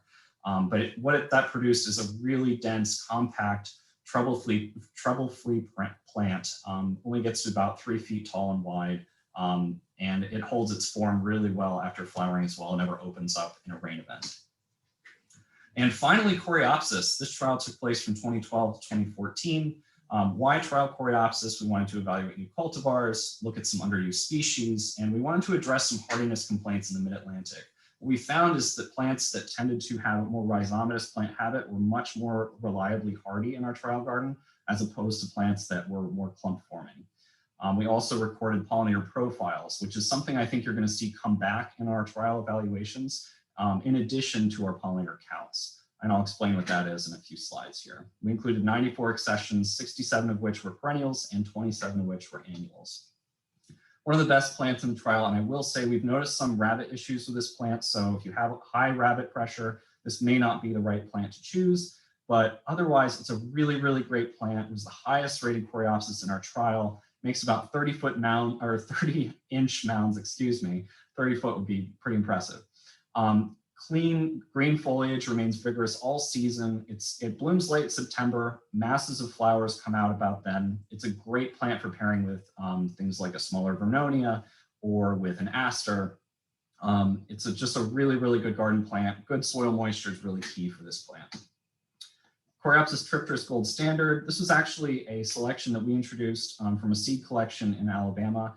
Essentially, we selected it because it's a slightly more compact form of the species, doesn't have any of the flopping issues we've noticed with the straight species as well, just makes it a little bit more accessible for smaller home gardens. And it has an exceptionally long floral display, really reaches its peak in mid-August, but can last for about 2 months total. Really disease resistant, pretty trouble-free. This is, again, a good plant for the back of a border or even a naturalistic landscape. And finally, we have Coreopsis integrifolia last dance. This isn't out there that much, but if you find it, definitely worth grabbing. It's an underused but excellent species. It's slow to emerge in spring, but it eventually forms a colony of about 2-foot tall stems. But this is the latest blooming Coreopsis in the trial. It flowers well through October, even into November until we get those frosts. But it's great for late season pollinators. This is a great way to support those late season insects during that very critical time of the year. Again, tough to locate in the trade, but generate that demand, and hopefully this plant will become more commercially available. But this is the final graphic I want to leave you with. This was our pollinator profiles, which the insects were collected by a student at the University of Delaware and was also a fellow with us at Mount Cuba Center. But what he was doing was collecting the insects that were coming to these 25 different Coreopsis, identifying them down to these general categories of bumblebees, honeybees, dark sweat bees, and so forth. But it's really very telling about how garden diversity can also reflect insect diversity. So Coreopsis delphinifolia, for example, primarily pollinated and visited by dark sweat bees. On the other hand, Coreopsis major, Coreopsis tripteris are primarily visited by bumblebees. And a lot of these flowers look really similar to us, but there's a lot more going on that's attractive to different types of pollinators. So this is really an interesting way to look at that pollinators that are coming to our plants. And again, I think you'll see more of this type of graphic, more of the actual insect identification, as well as the pollinator counts overall. And with that, thank you so much for having me. It's been a real pleasure. If you have questions that I didn't get to answer, feel free to reach out to me. My email's right there, but I have a few minutes for questions, Margaret, if we have the time. Yes, we have several questions. And again, sure. We thank anyone who needs to leave for having come, but anyone who wants to stay, we'll tell you what the questions are. Barbara, did you want to read the questions? Absolutely. There's some great ones. So keeping with Coreopsis, Sure. because we've got a few going back to Echinacea and others. So the Okay. Coreopsis moonbeams are the ones with hardiness issues? I think moonbeam wasn't necessarily, I think that's a verticillata hybrid or excuse me, a verticillata cultivar. And I don't believe that that's one of the ones that had a lot of issues. I think one of the species that has trouble are things like lanceolata and auriculata, the ones that tend to form tighter clumps. But again, verticillatas tend to be really, really good in the garden, which moonbeam was one of. We did find that Zagreb and just straight verticillata performed better than moonbeam in a trial evaluation. I've actually heard that moonbeam is starting to somehow lose its vigor in the trade of the plants that are being offered. I think there are better options out there for landscape usage. Okay. And what do you think of the Little Bang series of Coreopsis?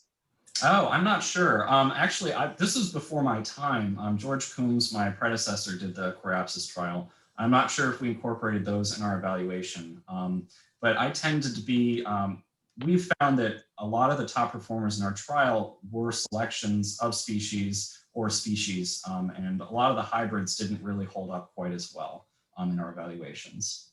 Okay, and going back to Echinaceas, did you Sure. find that orange and red Echinaceas did not do as well as purple and white overall? They did okay. We had kind of a mix. I will say we didn't have any yellow flowered forms in our top performers list. It was mostly white, pink, pink, purple, and there were a few reds in there. But there were a lot of plants that did have red flowers that didn't do well. There were some pinks that didn't do well as well. I think it had less to do with floral color and just the overall, it had more to do with the vigor of the plant and its staying power in the garden. Okay. I think that's all we have. Okay.